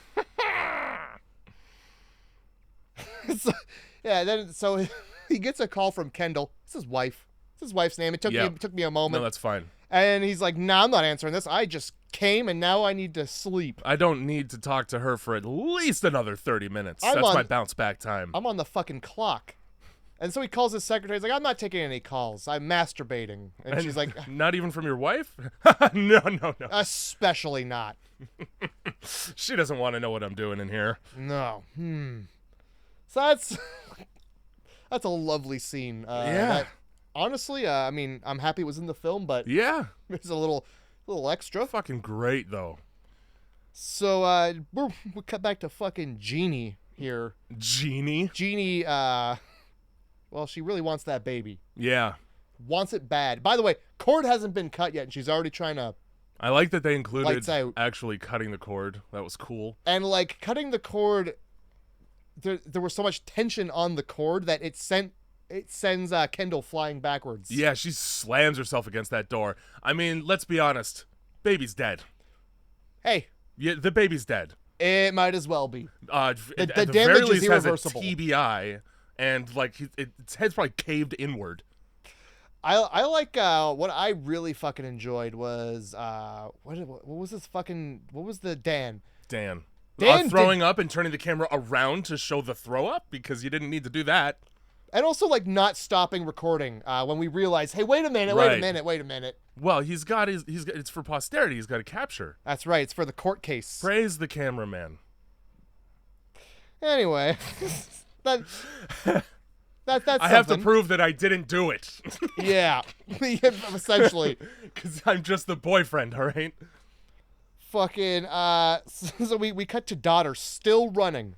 And she fucking trips and falls. Yeah, and she runs into, well, a very fat man practicing his baseball swing. Covered in brain matter. And then Damon's like, hey, here, I'm going to give you some exposition to make you feel a little bit better. They're only after their own kids, and he's just checking the mail because he's waiting for Publishers Clearinghouse. He wants to know if he won the money. It's that, or he's got that Columbia House on the way. Yeah, record club. Now. Cassette club. So they fucking go home, which I thought was a stupid decision. It's not a smart one, but they do need to get the brother, I guess. There is the brother, yes. Listen, fine.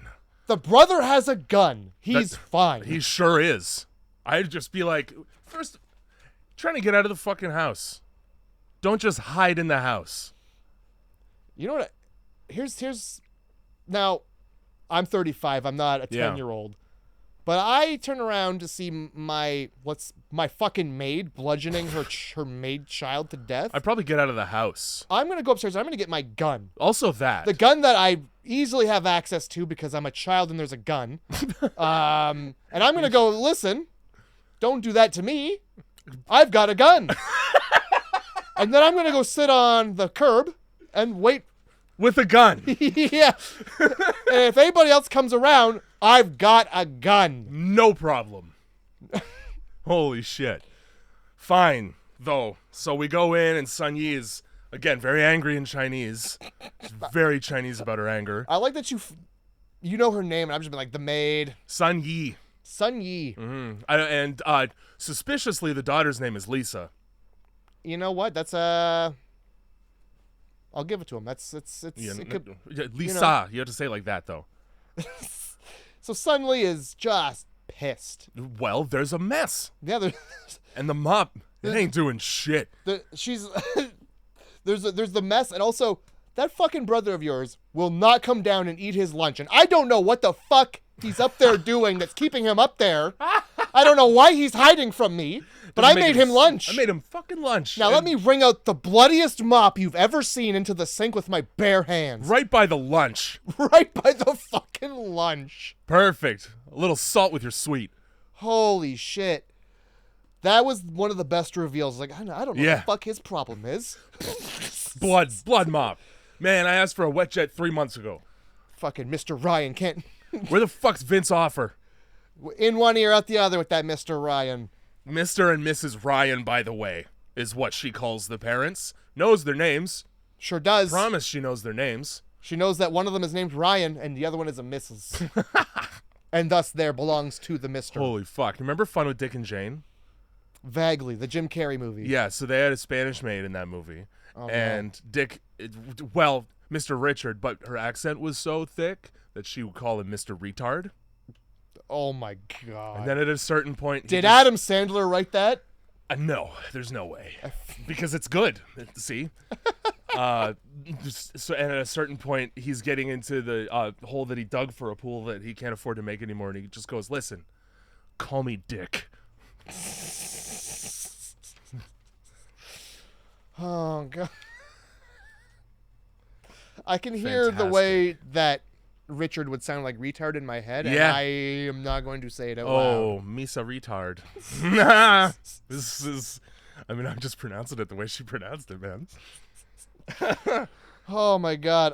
The maid also fucking knows that Mr. Ryan said no boyfriends in the house. Yeah, no boyfriends. So you're not allowed in house. Carly goes upstairs to get Josh and leaves Damon to be grilled about whether or not he wants lunch. Oh my god, yeah. You want lunch? And only then does she leave the house is when he says no. Like, okay, I gotta make sure nobody wants lunch first. After being screamed at to leave. Yeah, oh my god. I can't leave. I don't know about your lunch plans. She says, I got a mop. If I don't clean this, who's going to clean it? It's a huge blood puddle. Somebody is going to clean that. Eventually it'll be clean. Probably when it dries. Holy fuck. Probably when the coroner shows up. So, what is the daughter's name? Oh, remember. Carly. Oh, so Carly. Yeah. Carly goes upstairs to get her brother, who's under the bed. And in walks Nicolas Cage Oh my god. The exact thing I fucking asked not for. The exact thing I asked to not happen is happening in my house without me home. So I'm pissed. One rule. And it's don't fuck my daughter. Actually, it's don't come in my house. Yeah, or in my daughter. And he No cum. No cum. Yeah. And oh my god. And if you weren't sure if it was a racist thing before, it is. What are you doing in my house? What are you doing in my house? He gives probably the only effective sex lecture I've ever heard as far as to abstain from it. Oh my god. I don't want my girlfriend's dad saying to me, dildo to ass to ass. Hi, Brent, anal beads. He's like, you fucking kids are so horny. I know what you've seen. Mouth to dildo, dildo to ass, ass to ass. Hi, Grant, anal beads. Holy shit. So Nicolas Cage's name is Brent. Anyway. Mouth to dildo, the worst. Ass to ass. Ass to... Like Requiem for a Dream. Holy shit. Shit I've only seen in magazines. What fucking magazines did they have back then? Magazines sound worse than seeing it on the internet, because that means people printed it onto paper and went, yeah, it's good. Get that out there with... Make sure you put the plastic cover around that so they don't see it. Let's publish this thousands of times. Yeah. We'll put that in a see-through envelope with a big black bar around it so you can't see it unless you manipulate the plastic. Then you see everything. Or a diffusion star over the important parts. Yeah. I'm 33. Yeah. I know plenty about this. We had Sears catalogs and we were thankful. Don't forget to insert the fucking free DVD. Yeah. Pornography was crazy back in the day. Oh, man, I had VHS tapes. Oh, my dad had VHS tapes. Well, I mean, that's what I mean. They were in my house. Yeah, oh, yeah, they were easy to find, too. They were just behind the regular VHS tapes. My grandfather labeled. Was kind enough to put them in a drawer. Sometimes you're looking for other stuff. It's a classic story. Oh, yeah. Where's the tape? I'm wrapping a Christmas present. Oh, not that tape. Yeah, Grandpa, where do you keep the tape? Oh, the one I jerk off to. It's in the... Of course, you mean that one. It's in the drawer. Fuck. It's in the drawer that has the fingerprints on it. Oh, anal beads. Anal beads. So, Carly comes down. We get the same thing with the paws. Fucking... and then this time, however, though, Nick is on the attack. Yeah, oh yeah, he's like, hi, Dad. The son, that's all it takes. The son sets him off by saying, hi, Dad. And then there's like this weird like audio cue where it's almost like a beep. Yeah. And it just Nicolas Cage turns on. He does. He activates. This is one of the best things I've ever seen in any film ever. One of the greatest things ever captured on film by anybody. Like, use the Bigfoot. Yeah. That's nothing.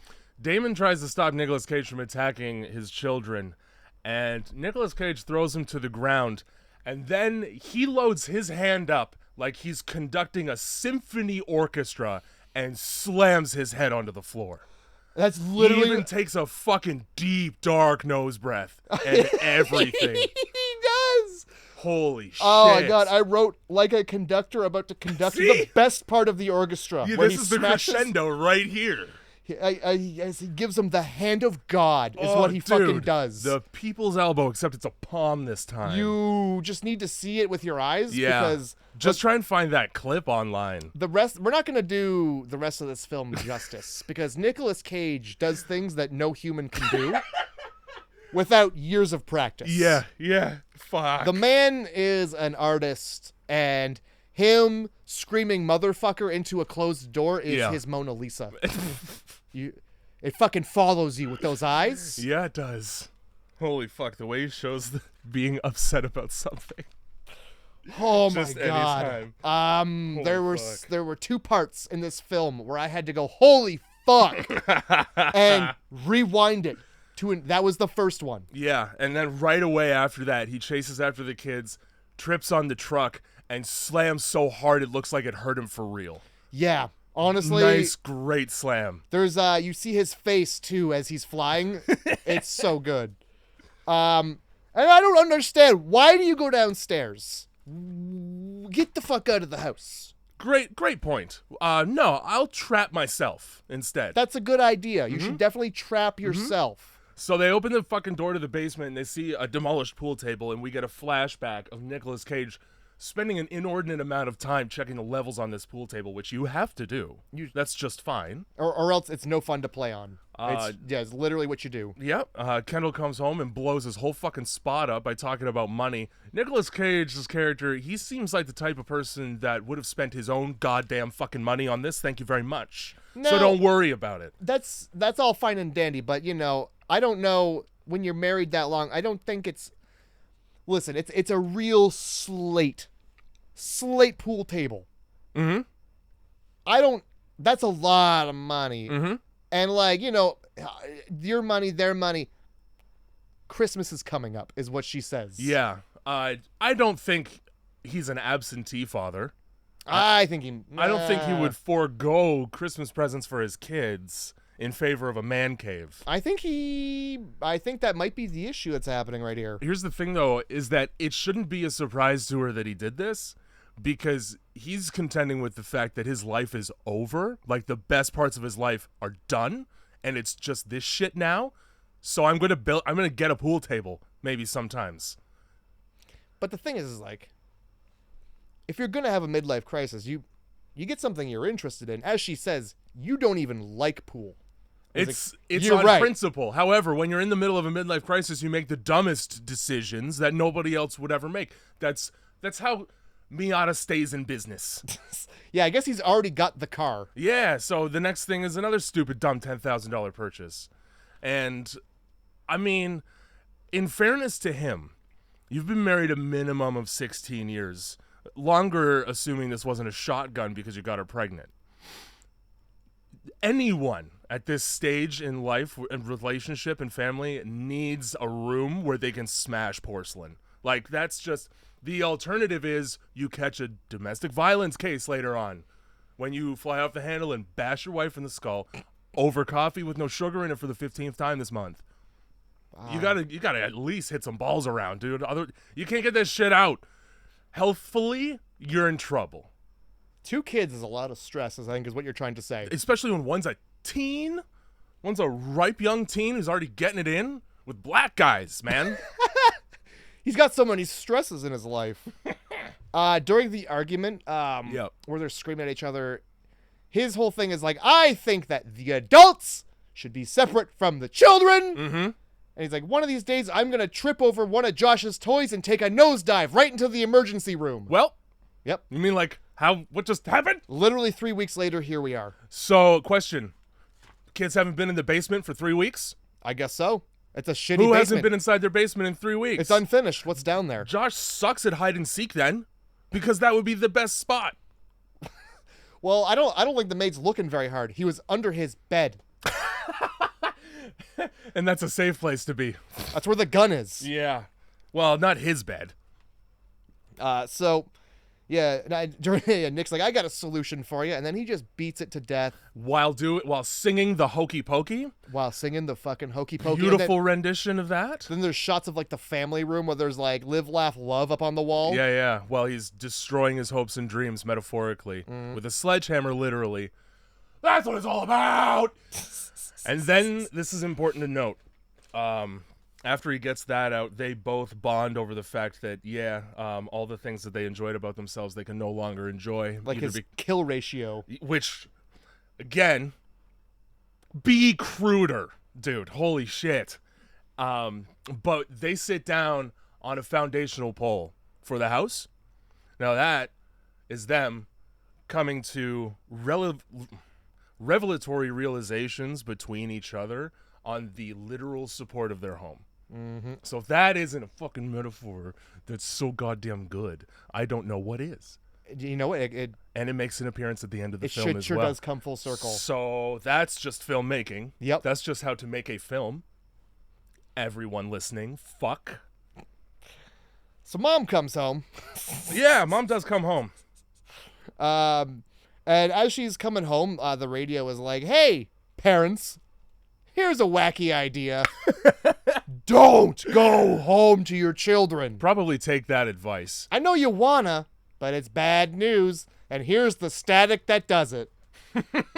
But she turns it off real quick, and it doesn't really look like she was affected by it, so like there's a little bit of question as to whether or not she's really in rage mode, at least to me. The look on her face changes. There's like a shot where her eyes like change, like she has a different expression altogether. But then she comes in, right, and she goes over to fucking Nick and checks to see if he's okay, and then she does the stare, which is like the where are the children stare. Like, so I thought, like, for that little bit of time, like there was a little bit of is it not, are we there yet? I mean it could have been either, but I don't know. I feel like there would have been like more static if she hadn't have been turned yet, Because like the other thing is like, there was also the high pitched sound. That's true. Maybe you trust the sound over the static. Yeah, well, I mean, had they not beat you over the head with the static just on the screen, taking up the entire screen, the sound would also have been effective. Yeah. So yeah, she comes home and they're in the basement. Mm-hmm. And then is this where this is where we're gonna try and lure them out with sweetness. Oh yeah, we're gonna use a mom voice, which we try later in the film too. Now they're on one side of the door, and Carly and Josh are on the other side of the door, right up against it, which created the opportunity for like a pretty sick two shot. Yeah, where the door itself is what's splitting them, but it's just a black bar, and then they're also framed exactly the same. So that was cool for me. I liked it. I liked it both times. Mm-hmm. Mm-hmm. So being on the other side of the door, the locked basement door, it's probably a good time to admit to your mom that you took the $100. But you know what? It doesn't even fucking matter. It's all good. Yeah, it's fine. Just come on out. I was a little bitch when I was a kid too. I mean, beautiful, wonderful angel whose eyes I'd love to see right now. My thing is, you were right earlier when you said why hide in the house or in the basement, because you were already upstairs, dude. Jump out a window. Go out the front door. You're on the main floor. You had all this fucking time to chill. Fuck Damon, even if he's not dead. Whatever. Wake up or don't. He's not the kid. If he kills him, then it's just because racism. Yes, that's right. You really gotta hope he's not that racist. Nicolas Cage did take a lot of pleasure in trying to put that kid's head through the ground. He really wanted his just a Damon shaped dent in the linoleum. Like Wile E. Coyote running into a rock. Oh my god. This is where I bludgeoned that black boy to death. You could tell by the shape of the nose here. Jesus Christ. So the sweet mom approach doesn't work. No, it does not. So motherfuckers. Oh yeah. Your motherfucking mom told you to open that door, and motherfuckers will open that motherfucking door. Like that would ever work. Oh my god. So good.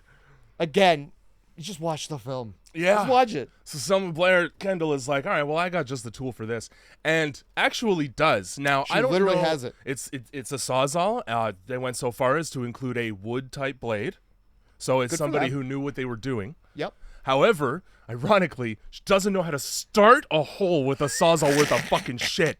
I'm Oh glad my God. I also noticed that shit too. Imagine like she does it like a nurse intern with an IV. Just oops, like 18 fucking dents in the door, and then later on she figures it out. But it takes her forever.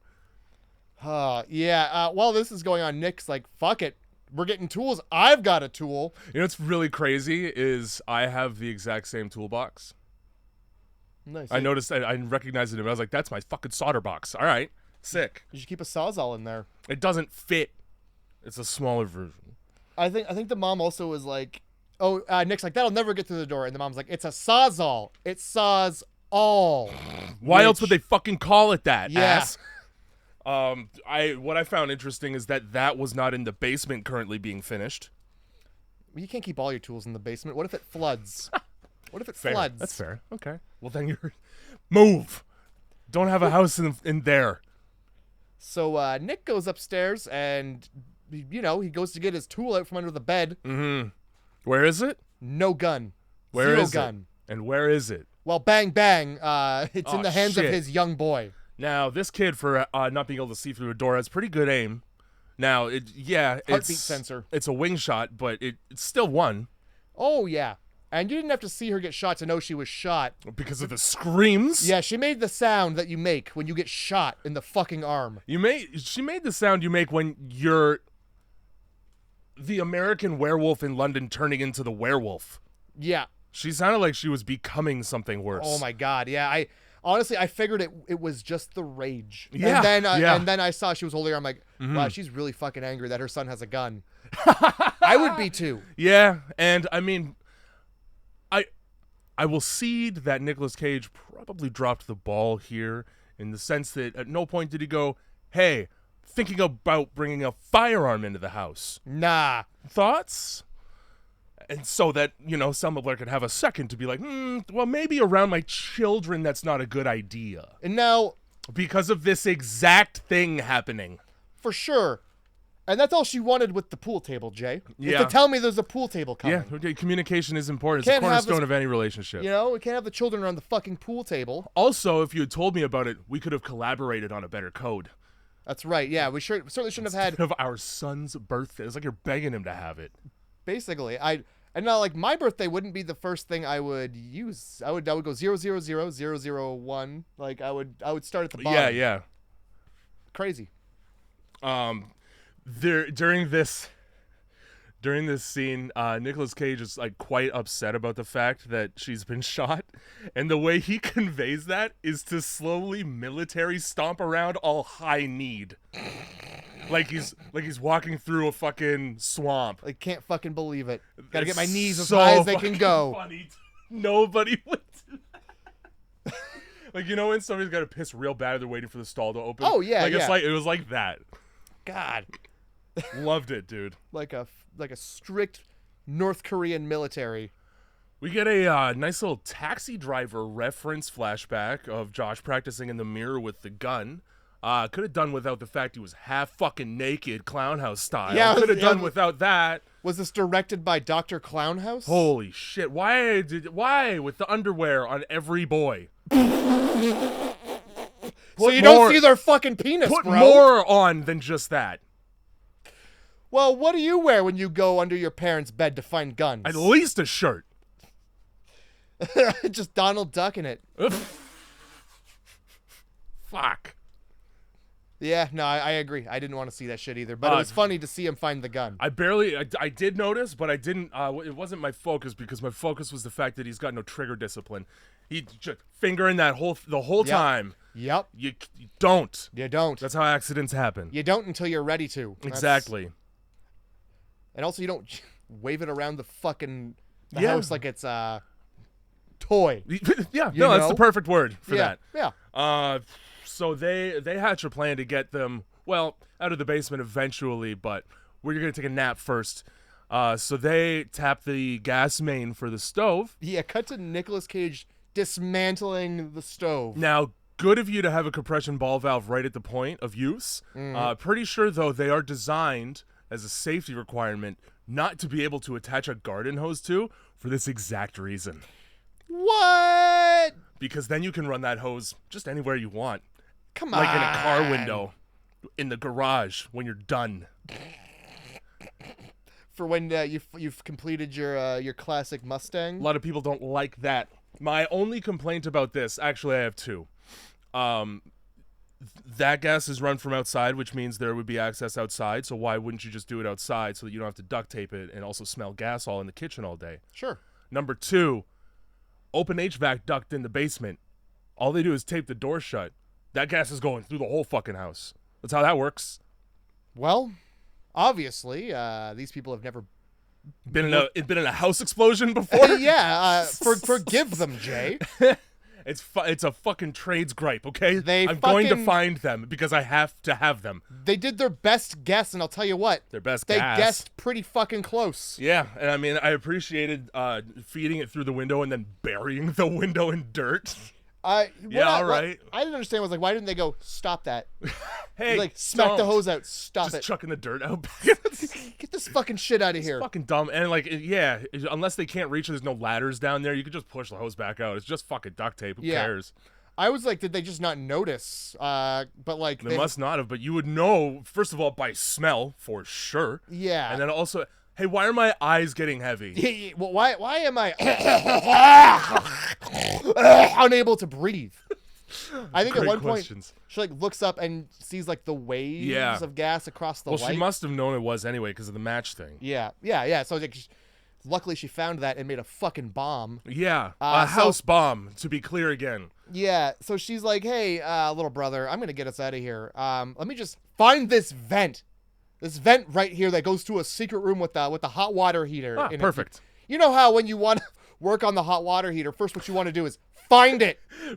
You want to, it's behind the fucking bookshelf. The only person who could service this house is Bruce Willis and Die Hard. For real. So she gets in there, she finds matches and like does the thing where she like duct tapes. Nice, there you go. We got there. The strike anywhere surface to the floor. Yeah. Wraps all the matches up and puts them like to the bottom of the door, so when the door opens, inward. Yeah. Not the other way. You know, the matches light when you push that door in. Mm-hmm. And makes not sense. pull the door. Oh, it opens in. Yes. Of course. The way it did. For surezies. Why do you think there's an extreme close-up of just the bottom of the door? You don't know which way it opened. Yeah, you put the matches right underneath the door frame. Maybe they were in the middle. You ever don't see Nicolas Cage smile like a maniac after cutting the lock off and then pull the door toward? No. Listen. I'm listening. In addition to that, okay, when Selma Blair is taping the holes shut that she made with the Sawzall, probably should have done a better job with the Sawzall because you just created work for yourself. Yeah. She stabs a knife through a wooden door. Yeah, that was, so when you were talking about things that look like they hurt, that was one of them because, so she's taping up the bullet holes. Mm-hmm. Yeah, and the girl is like, Carly's like, what is this? Let me touch it. Yeah. Because I don't know what the fuck duct tape feels like. Thank God. Hey, this is sticky. Duct tape on so many floors of the fucking house. So she's like doing that, and then Selma Blair has the knife, and she like lines it up and just stabs it at the right moment as she pulls her finger back. Oh, you're gonna tell me it's through the bullet hole? I mean, the bullet hole definitely. There's a bigger knife than that hole. It was, but I feel like, thank God that bullet hole had that hole started for her. Yes. She really only had to get the knife in there so far to like have it break. You know, it's not like she's stabbing. It's a fucking kitchen knife. If anything, the amount of force you'd have to put into that if there was no hole would just make you let go of the knife and slide the blade up. Like Perhaps. I've never seen anybody successfully stab a knife through wood. Well, we'll pretend like it was one of those fun doors where it's just like two pieces of board and a frame in the middle. Oh, a shitty flip house door. Okay. Yeah. Fine. Which at what point, like, why didn't they just put the boot through the door then? Yup. Whatever. Right, you could just take it right off the hinges, probably. A swift toe kick. That's okay. That's not my biggest gripe. But I don't have any gripes because this is a Nicolas Cage film. I keep my gripes to my fucking self. I have gripes about things that have nothing to do with Nicolas Cage, as it turns out. Yeah, no, none of my gripes are all. How does that work? You know. So like in this anyway, that instance, fucking blows Nicolas Cage right apart. as the as the children fucking crawl through a crawl space and manage to find themselves on the top of the house And from not the basement. and not at all burnt. So what did they vertically climb up the inside of the wall like a rat? Probably, yeah. Like what kind of crawl space? I mean, So you have foundational brick and then insulation and then the drywall and framing, right? So if it's a shittily insulated house, you can just do that. so show it. All they show is them on their bellies crawling under the house. How did you get up? Was there a vent? Show that. I want to see. Fair.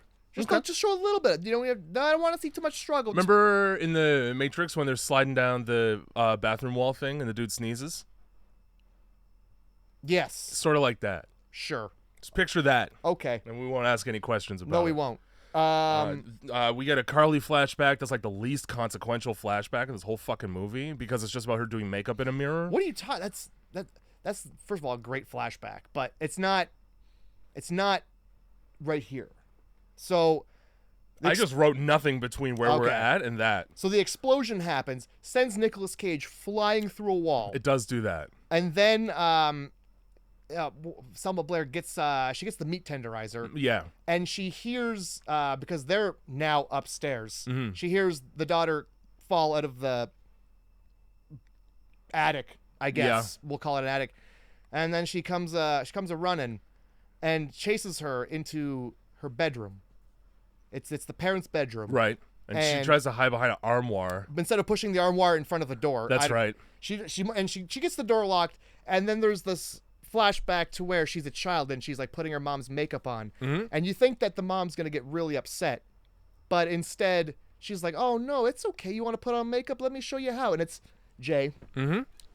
It's a real tender moment. Give me a quick sec to read you what I wrote here. Okay. Good job instilling the necessity of makeup for beauty in a child and trying to softball you were born pretty in after the fact. Sure. So Because what she says is, oh, look how beautiful you are. And so to a 9-year-old goes, oh, I need this to be beautiful. And then says you were born pretty. That's less. well, listen. All that, sure. But what this is a tender moment between mother and daughter, which is hilariously interrupted. Like so good that it interrupts her fucking flashback. Yeah. This tender moment to her mom busting in with a meat tenderizer. And then what does she say? She says like, she doesn't say, "Hey kiddo," but she says something like very that. nonchalant and casual. I love Hi, it. honey. Just shit like that. It's literally "Hi honey." That's what it is. Bam! Fuck yeah, my memory. So she wanted to tenderize this moment as well. Yeah, that's the whole thing. It's like there was a nice moment and then hilariously interrupted Yeah. by a real tenderizer. Damon at some point is woken up and he has come to address the commotion in the bedroom. So they wrap a bunch of shitty dumb lights that every stupid person has in their bedroom around Kendall, and they lock her in the closet, R. Kelly style. Yeah, it's like oh god, it's like one of those princess style Yeah. canopy beds, but it's like a fake canopy is what it is. So it's got the fucking white Christmas lights that are from the dollar store. Yeah. This is the worst part of the movie. They have her locked in the closet, and then they start laughing with each other Yeah. and try to share a kiss. Yeah, they're like, "Oh man, aren't parents crazy? Let's fucking smooch." Hey, man, where's dad? Hey. Where's my brother? Hey, Where's your dad? all great questions. Where are we going? How about put that thumb up? Hey, mom, why is mom no longer trying to get out? Why is mom no longer struggling against the door? Can't help but notice this is eerily quiet. You know, like right before bad things happen? Yeah. So what I thought was gonna happen was she like looked up and found like one of those, like a fucking access to the attic. Yeah, yeah. Oh, yeah. And she was gonna fucking pop up behind the son who was still up there, but he's not. He walks in and goes, "Where's mom?" Which I guess was the magic words for mom to, well, Bring out the coat hanger and try to do what she should have done 16 years ago. I'm pretty sure it's a little late for an abortion. whoop, We're going to give it a shot, though. Yeah, and so she's like swinging this unraveled coat hanger wildly. Yeah. And oh my god. Like Ghostface in Scary Movie when he's trapped behind the door and he's just got the knife and he's just fucking. I'm gonna get one of you two.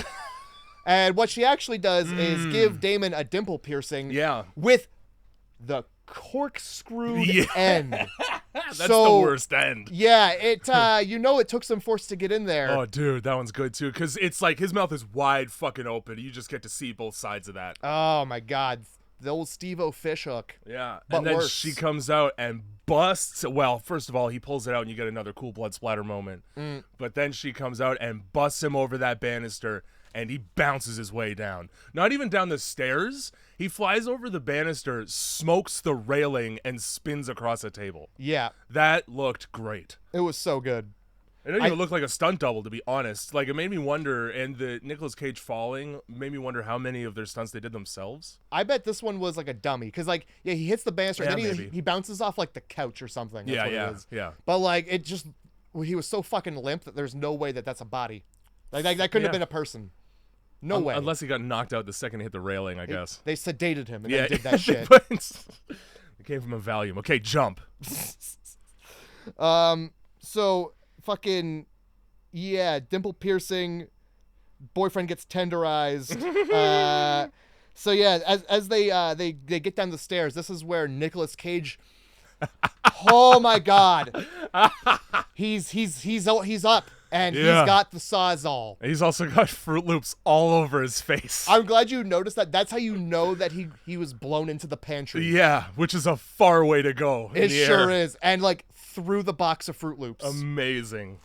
So they're bearing down on these kids, and it looks like it's game over when there's a fucking ring, a ding ding at the door. And then, just like I forgot, they remember that, Nick's parents are coming. Before Nick's parents arrive, Nicolas Cage. Yeah. He lets everybody know. The purpose of a Sawzall? Yeah. The daughter's like, I'm so sorry for being distant. And the mom's like, I don't give a fuck. And Nick's only concern is with her understanding that they call it a Sawzall because of what it can saw. Which, by the way, in case you weren't following, is all. And the look on his face every time he has to say it. I'm getting sick and tired of saying it to you guys, man. Do it one more time. Do the face, Nick. Oh! Yeah. He doesn't fucking do that sound enough. That's true. Anymore. No, he needs to do it more. But he has that fucking wide face. He's like, it's a Sawzall because it saws all. Oh! You just want him to say that. Oh, God. So, yeah, the doorbell rings, and, like, they don't put it together. Yeah. They don't put it together. Like, it's parents. Uh-oh. Yeah. They probably think, well, because we're both groups of adults, that it's not going to have the same effect or some shit. I don't guess, know. It's the only time in the movie where you see basically two adults trying to kill each other. Like. Yeah, and I realized it right away. Like, oh, shit, it's the parents. Yes. And y'all are kids. At the very least, look through the peephole to see if she has her bear mace just out and ready already. Yeah, maybe have a peek. And, like... Fuck. Does this mean that the grandparents are extra angry at the grandkids? It's apparently not. Apparently because not. one of the... What is he? There's my little piss and vinegar. Stop calling my son that. Oh, Christ. So yeah, Nick answers the door. Nicolas Cage answers the door, and he immediately gets maced and stabbed by his own parents. Like, hey, welcome back.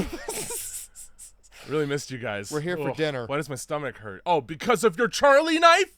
You know that's what that is. He's kept that for decades. Oh, my God, yeah. It's definitely a big old Bowie knife for Holy sure. Fuck. This thing's seen the inside of more Kong than you have. What, oh, my God. At the beginning, when the daughter's like, yeah, he tells us stories.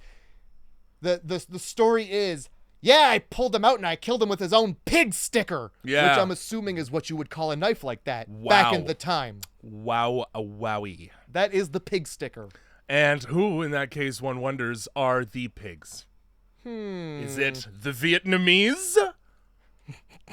Well, it certainly isn't the Chinese. Or are you making like a fucking Vietnamese food joke? You know what I mean? Yeah, a lot of pork, I'm sure. Yeah. So yeah, the brother's like, Grandpa, stop hurting my dad. And Nick remembers, oh yeah, I gotta kill that one. Oh, I had Right. goals. I was in the middle of telling everybody about what Sawzalls are capable of. And promptly showing them as well. I like that, okay, he chases his son around the fucking house and just barks like a dog the whole time. It becomes a goddamn Benny Hill skit. It sure does. With we got Nick Gramps getting like knocked against a wall. Yeah. And it's a miracle the guy survived as long as he did, dude, because he's old. Oh my god. Jesus Christ. He kept up though. And that's the other thing too, is you should probably just push him over. Oh, my hip. Nicolas Cage, by the way, takes a stabbing like a fucking god amongst men. Oh, Doesn't yeah. really slow him down in the slightest. Oh yeah, he's like, he's like, yeah, I'm dying. He's like, you're not dying. I missed your gut. Now this is the one. This is the gut shot. So they chase fucking the son into the garage where the car is. Again, another great place to run to. What with everything's a weapon in there. And also it's shut. Where's the button? Where's the garage button? You know? Maybe it's in the car in the little flip down sun one visor. would hope, but how the fuck would he know that? Yeah. Also, how would he know how to start a car? But that's fine. It's all good. Apparently, we keep the keys right in there. This classic car. That we don't want stolen in this neighborhood. Yeah, the only car that we drive, we keep the keys right in there like you would any other car. Yeah, with our 16-year-old daughter who steals. Like, she's not taking that thing out for a fucking spin. Like, she's not taking out for a fuck meat? Yeah, with some fuck meat. But this prompts, getting into the car, a flashback about Josh having put the dead bird in it. Yeah. And probably the worst pep talk Oh my god. you could ever give a 9-year-old boy. All about how I used to fuck like crazy. Yeah, your dad's dick constantly wet when I was your age or close. Jeez Louise. Calls the car, tells the whole story about, and this is a fucking classic American story. Yeah, as my dad's car took it out so I could get some titties in my face. Wrecked it. There's the sound of a car horn, even though they're in a parking lot. Whatever. And the whole story about how I bought it from him, or he sold it to me so that I could pay for it, and then by the end of it would be a lesson about how you have to work for something for it to become yours. And let me tell you, that thing's a pussy magnet, son who's 9. Yes. And he goes, excuse me? And Nicolas Cage corrects him to chick magnet.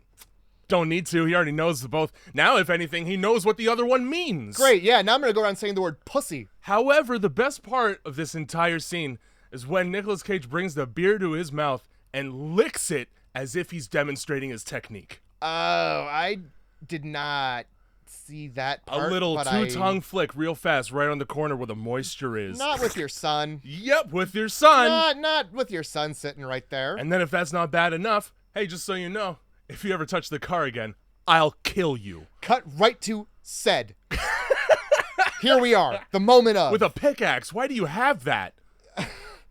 Because it's a garage. I mean, he's got Who has a pickaxe? Miners! He's got 2 of them in the house! So it's a Trans Am, so it's got that fucking nice roof, huh? Yeah, the dual window with the metal piece going through the center, which is also my favorite. Now it doesn't. No, Nicolas Cage opens that sunroof right up. Yeah, it's a rag top now. And then instead of reaching in, like unlocking the car door, I don't even think the car door is locked. He's grabbing through the sunroof. Well, he's in a manic frenzy. That's right. All right? That's right. He tries to get in through the window, and Gramps comes up and just gives him a little taps on the leg with that knife. Stabs him right in the fucking butt. And he's screaming hilariously about it. Well, yeah. It's a big knife. It's a lot of butt. It doesn't have to be that high-pitched. Well, what sound do you make when you're being stabbed in the butt? While this is happening, Selma Blair has like a moment of clarity briefly, and then tries to convince Nicholas's mom that she doesn't want to kill anybody. And then her mom is like weirdly rude. Now's not really the time to be like, I always hated the woman my son chose to marry. I'm going to take this opportunity to let you know. Also, your name's fake. Yeah. Kendall's not a real name, and you're a whore. 2 things about you that I know. Really pronounced the whore also. All old people love saying the word whore. They love pronouncing the W. Carly shows up, so Selma Blair takes that meat tenderizer and blasts this old woman in the face with it so good. Sure does. Holy fuck. I Yeah, they don't actually get out into the garage. We're still dealing with the garage shit. The kid has started the car. For some reason, you know, we doing, found the keys. Yeah, we're doing the forward reverse thing, hoping to, I guess, smash out of the garage because Nicholas still being attacked by his dad. At some point, the son gets out of the car and it just becomes dad. It becomes Nick and his dad. And it's basically Resident Evil Biohazard, I think it's called. There's a scene in there where there's a car in a garage doing donuts and you got to avoid it. Like the car's the ghost. It's fucking dumb. It's essentially what we're seeing here. Yeah. And I don't know how it happens, but like, so the dad's on top of Nick and he's stabbing. He's trying to stab. And he's stabbing or something. And then we kind of cut to Nick's upright in the car, driving it, and the dad's kind of just poking out the sunroof. Yeah, probably just trying to figure out where the fuck he is. Maybe, yeah, it's sundowning. Oh, how'd I get here? What day is it? Fucking Selma and Nick's mom chase each other out with Carly onto the front lawn, and they are scrapping on the lawn. When this car comes roaring out of the garage and trucks Grandma.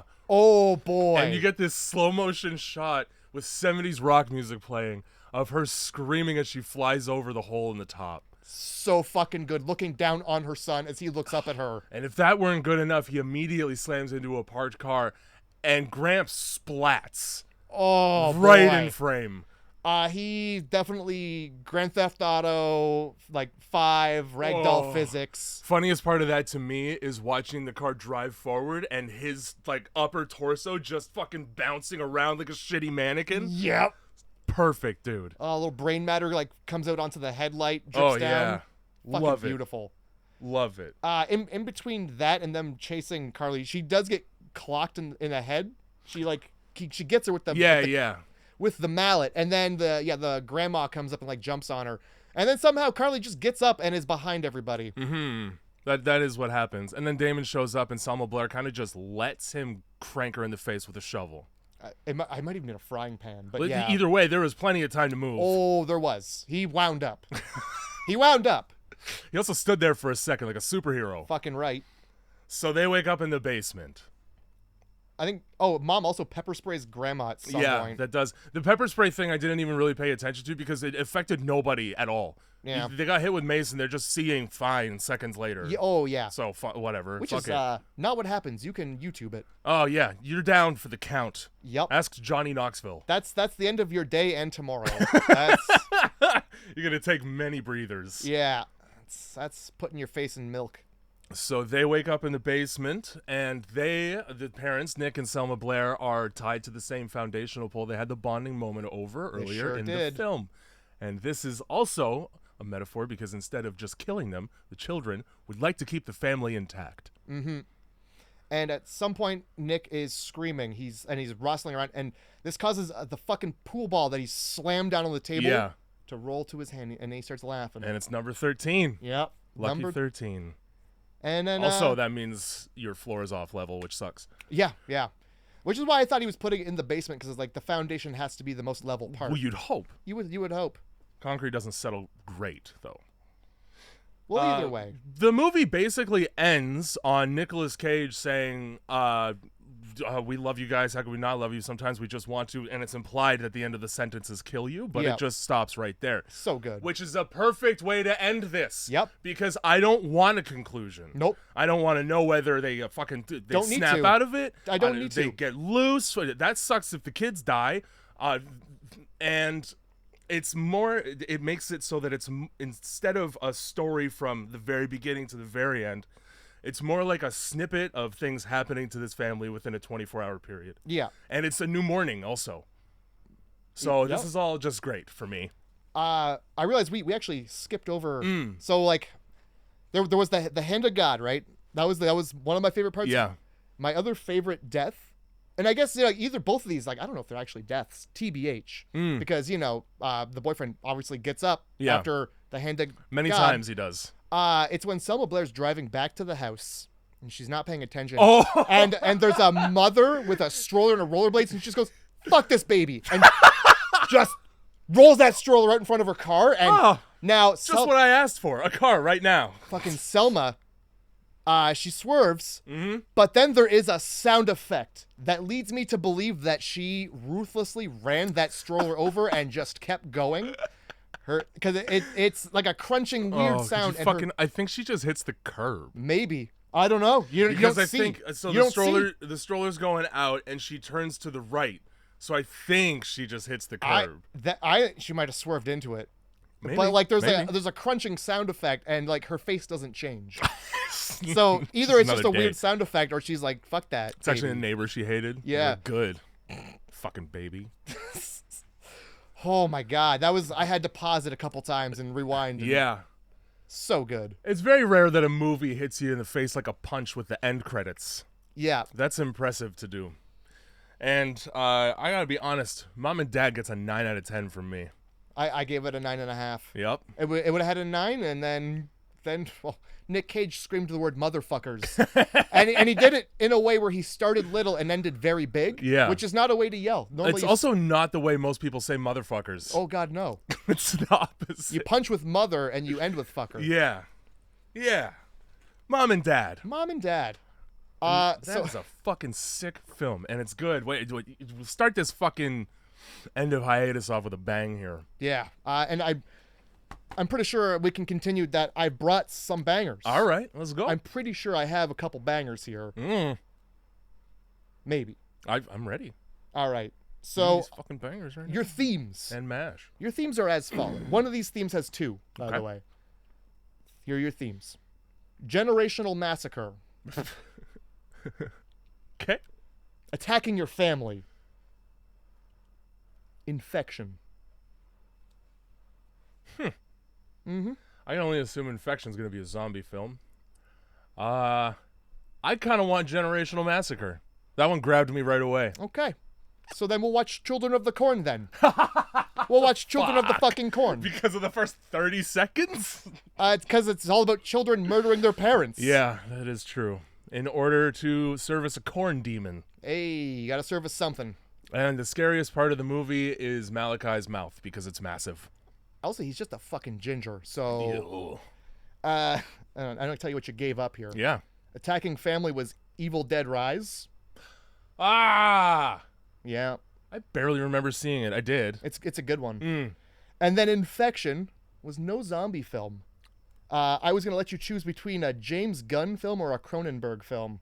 I would have picked Cronenberg. We would have been watching Shivers, which when I read the description, I immediately regretted. I have not seen that. People are infected with something that they pass to each other through violent sex. So I'm really, thank you. I don't really know why you'd even have that on the list still. Listen, it's a horror movie. That's a lot of fast forwarding for me. James Gunn would have been Slither. That's so funny. I don't remember if I've ever seen it. Slither Oath. I remember It's the trailer because of upsetting. the fat woman in the barn. I don't feel so good. Yeah, but I don't think I ever watched it. I think it's supposed to be mostly a comedy, right?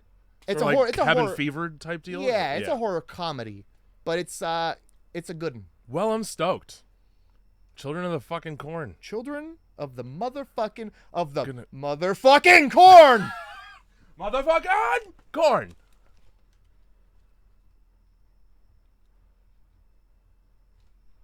Now I gotta get up.